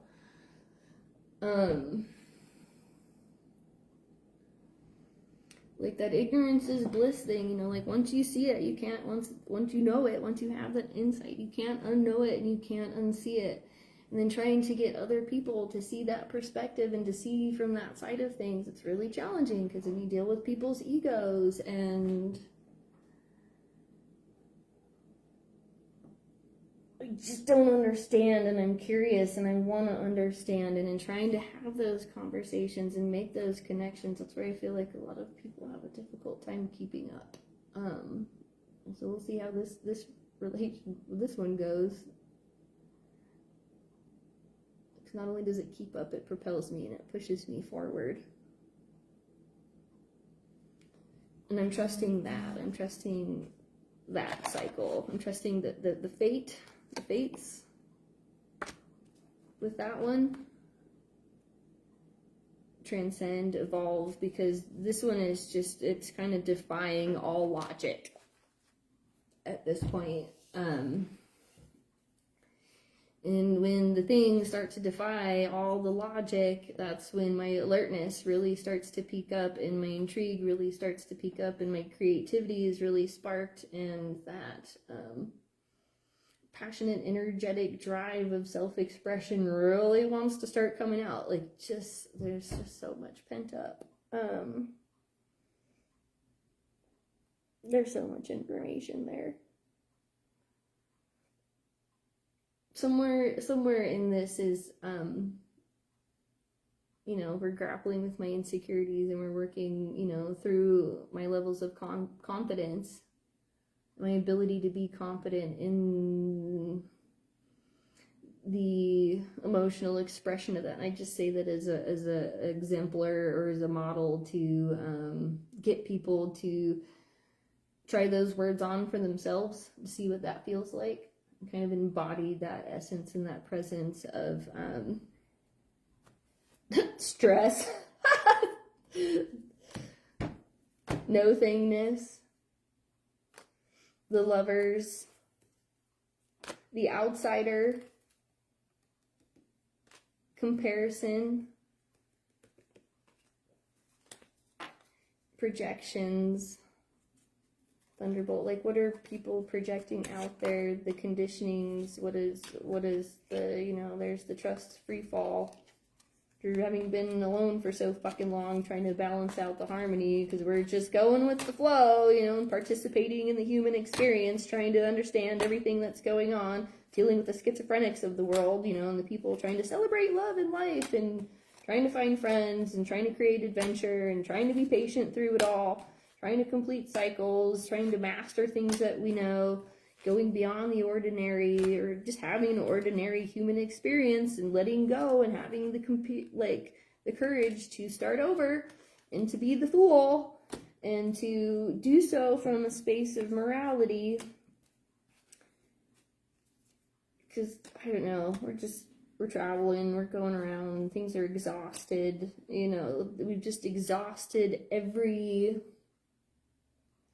possibility of what won't work as a means of trying to understand and define our emotional affect as we come into contact with the diversity of experiences within the world, right? And the more we can do that, the more receptive we can be to this sort of information and this sort of energetic intensity, because yes, it is intense, and yes, it will require compromise, and what compromising looks like, that's another heavily emotionally charged whatever word too. Flowering comes in after that, though. After the compromise becomes the flowering. I mean, it's all a matter of timing. But that flowering can also be compromised very easily if the conditions aren't right? If things aren't receptive. If a plant is not receptive to pollen, it's not going to propagate. It won't procreate. It has to be pollinated. It has to be fertilized.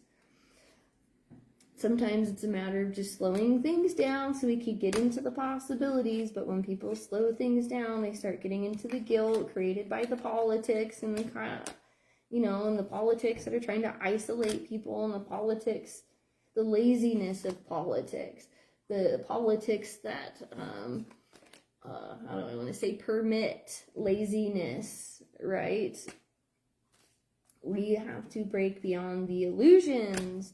This is where we become the rebel, by experiencing life and having new visions and getting into the sense of totality. And that's where we find success. But we have to fight for it, and fighting through the silence and going through the past lives and doing the innocence, finding the work, finding the means, finding the dream. You know, it's all just coming down the pipeline. Dealing with the burdens, giving it up to the Creator, being aware of the misers.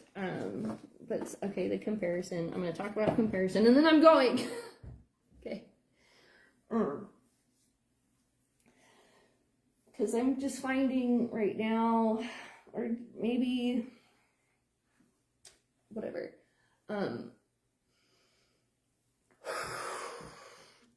doing my dangest to not compare myself to others. I feel like it's conditioned because I feel like I am compared often. You know, people compare things. That's how they make judgments. You know, they make associations and connections and relationships between things. You know, that's normal human things that humans do, and what I'm expressing isn't unique to me. We all, the humans, do the thing, right? Like, I'm just putting words to it from a subjective experience so you can objectify something, okay? Because we're talking about comparing. And we get into this comparison realm. Oh, I do this, and then we like get into that contrast. Compare and contrast. What's the same and what's different?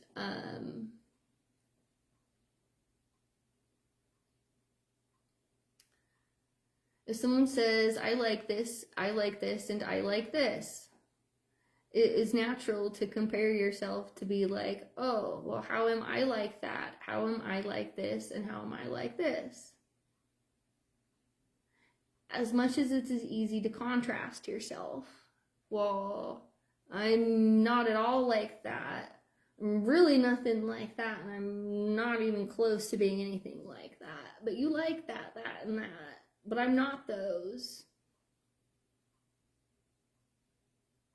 But I do have traits, you know, I can see how you would like me because, you know, they all have the same thing, you know, so like that's where you get into the type. It's really easy if you're listening and, you know, you're watching somebody's dating chain to figure out what their type is. Even people who don't seem to have a type. If you play the role, you know what role you're typecasted into.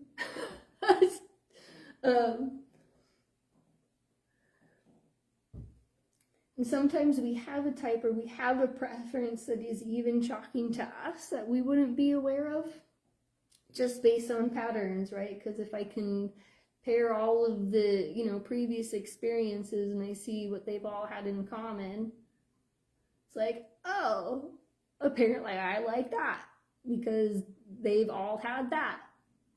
You know, then you begin contrasting them. Well, you know, that one didn't work because that conflict. That one didn't work because this conflict, and, you know, so on and so forth.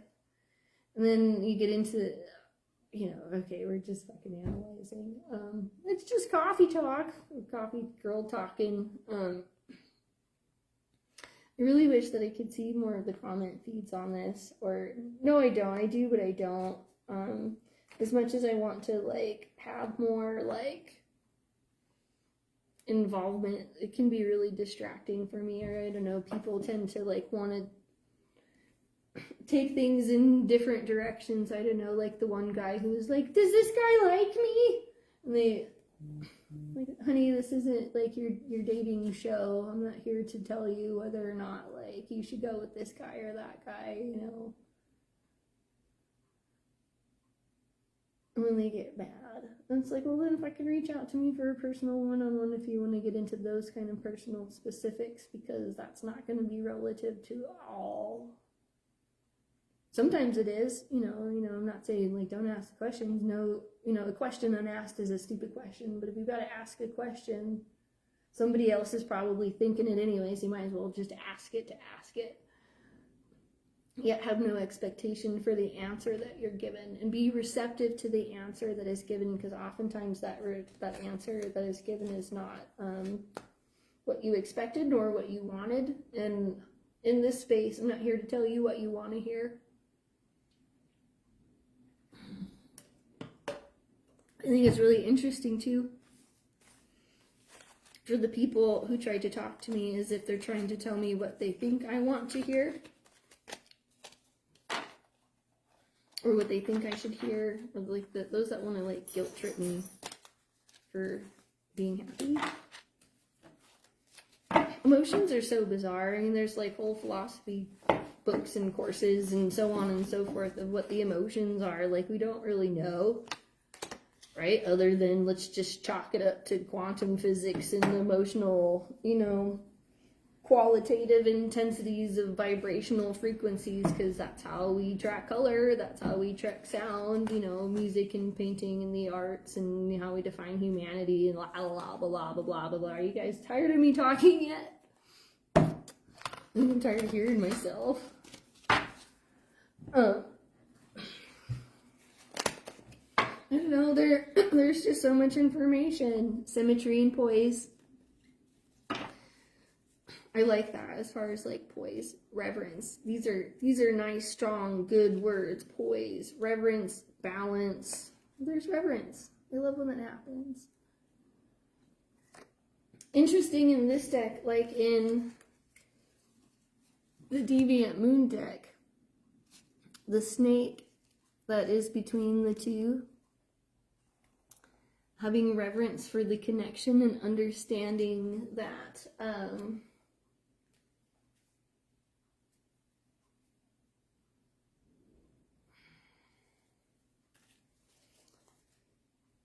that level of captivation takes conscious work to build a fortuitous future. Opportunity and change. We're talking long-term planning, and when people can be on the same page in regards to what it is that they want, and they can blend and they can meld those things together, it won't be difficult. You don't have to fight it, you just have to like fight for it or just protect it, you know. Honor it, keep it sacred, keep it functional. You know. And then if it doesn't work, it doesn't. No, but I don't even want to say that because that's irrelevant to this point.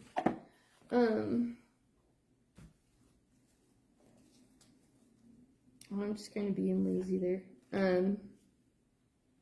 Ripeness. Anyway, I want to keep pulling cards because people are just jumping in. They come in at different times, and I'm just kind of sitting here. It's 11:20.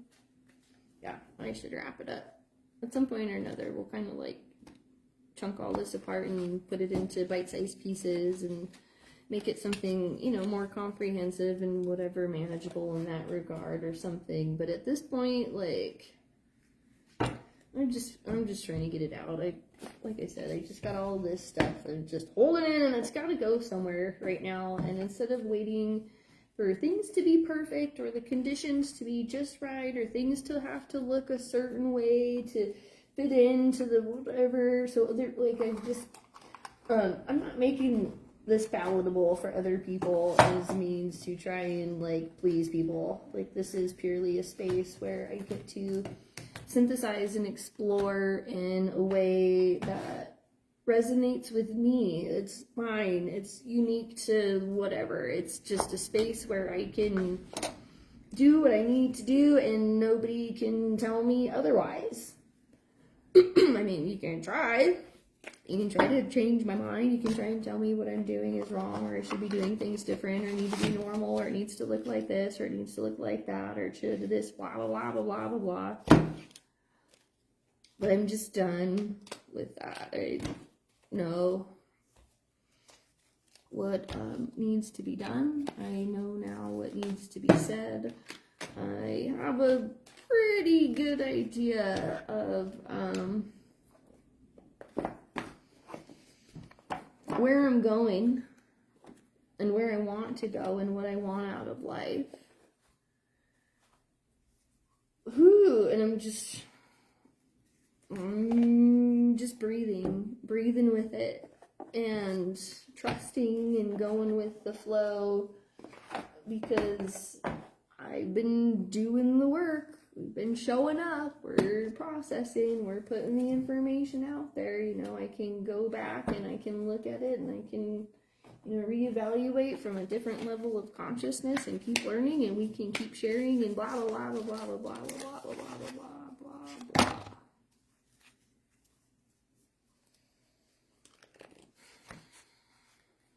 Okay, we're gonna clear it. Set the rest of our intention for the day. Thank you for showing up and being here.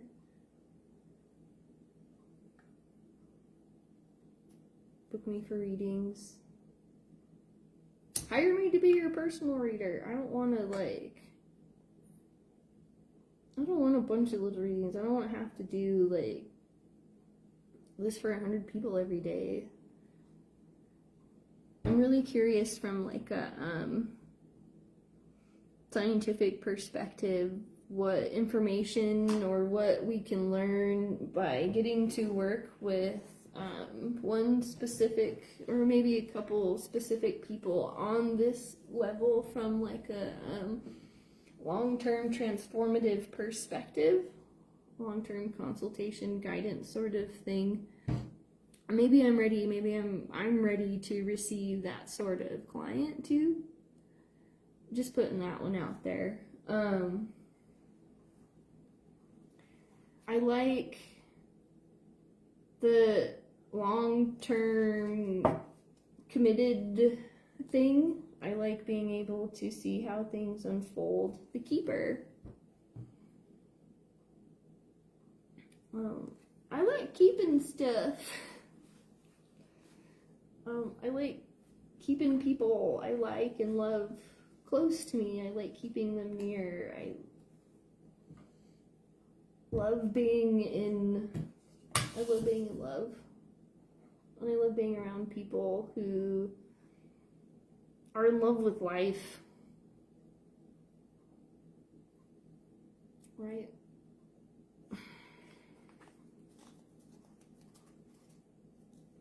I'm just gonna take a moment. We're gonna breathe. I'm gonna crack this window. It's a portal. That's what we do here, is we open up the portals and we open up the vortices. So, like it or not, there you go. There you have it.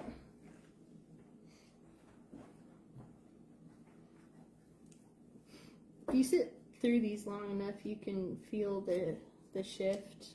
Night Drifter is there, meditation. Sometimes it just takes a little while for the energy to kind of sink in. The conundrum. Obelisk. Oh. I don't know that this one has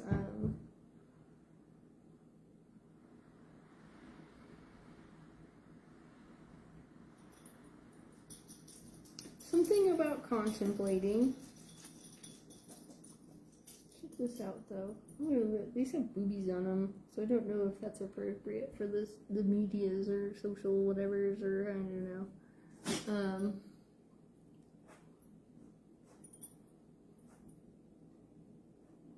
What a weird card.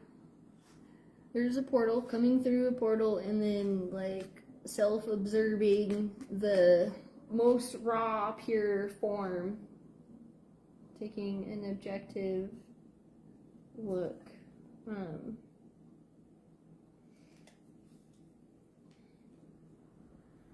Witchcraft and accusations are here. So the conundrum is witchcraft and accusations.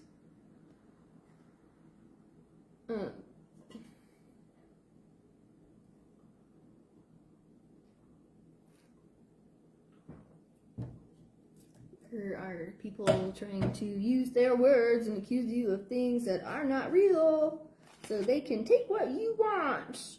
And there's the secrets. So you have to remember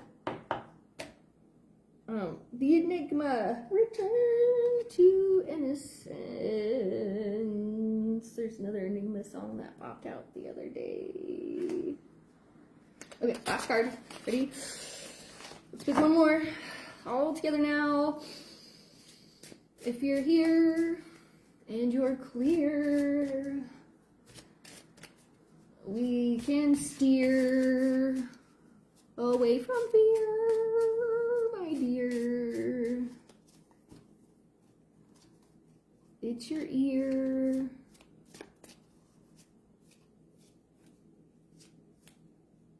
Okay, listen to the plea. The plea bargain.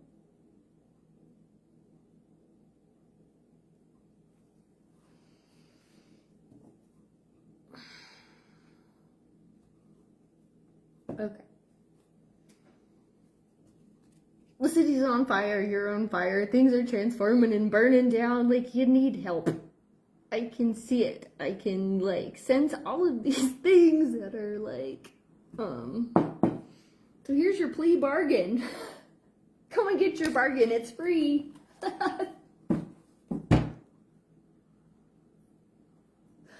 Oh god, the humor in my brain.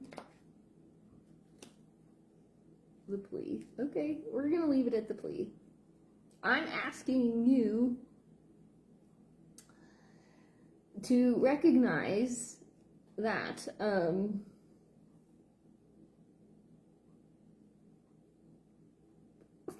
house is on fire, you know, the children are at home, like ladybug, where have you gone, or where's your home, some like fly away home.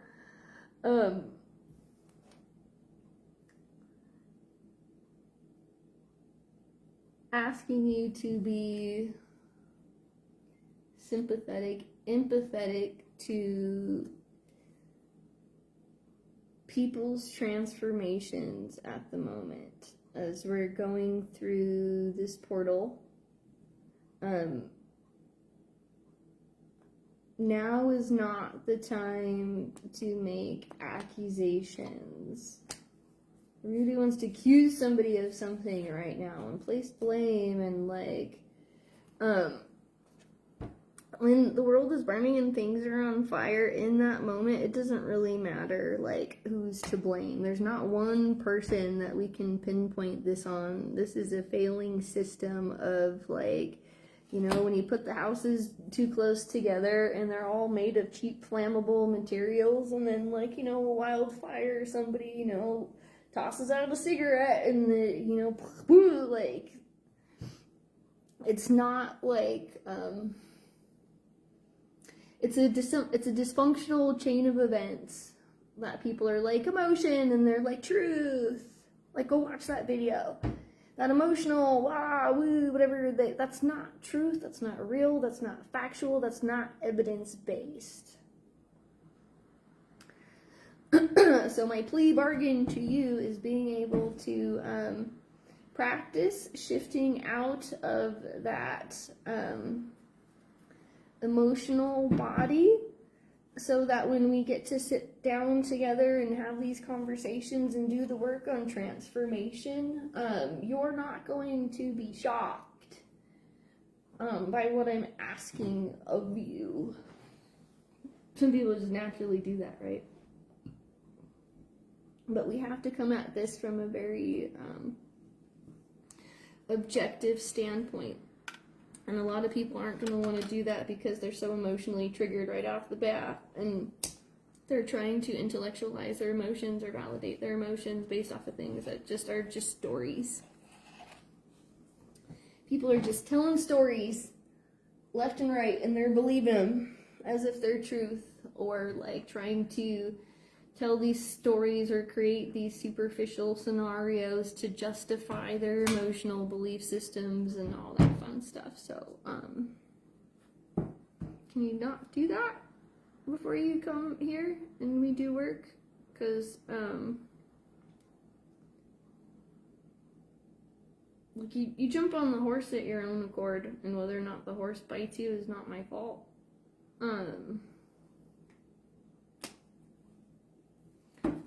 okay. I think that's all. Thanks for showing up.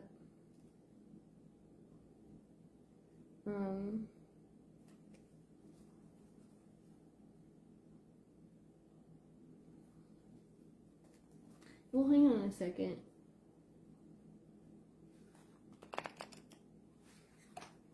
Because there's this, I can't not talk about it. Because it's there, and we're talking about relationships, and that, like, conundrum thing came up. So there's, like, this, the scheming thing happening. Like somebody trying to trick you.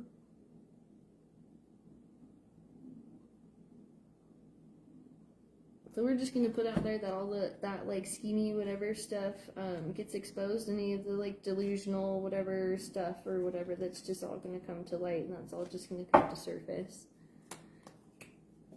I think if we've shooken up the energetic magnetism here enough, then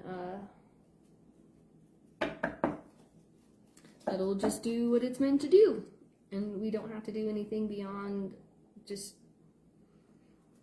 cultivating consciousness and being creative and working together in harmony and peace and love and light and yada yada yada yada yada yada yada yada. Okay, good night. Till next time.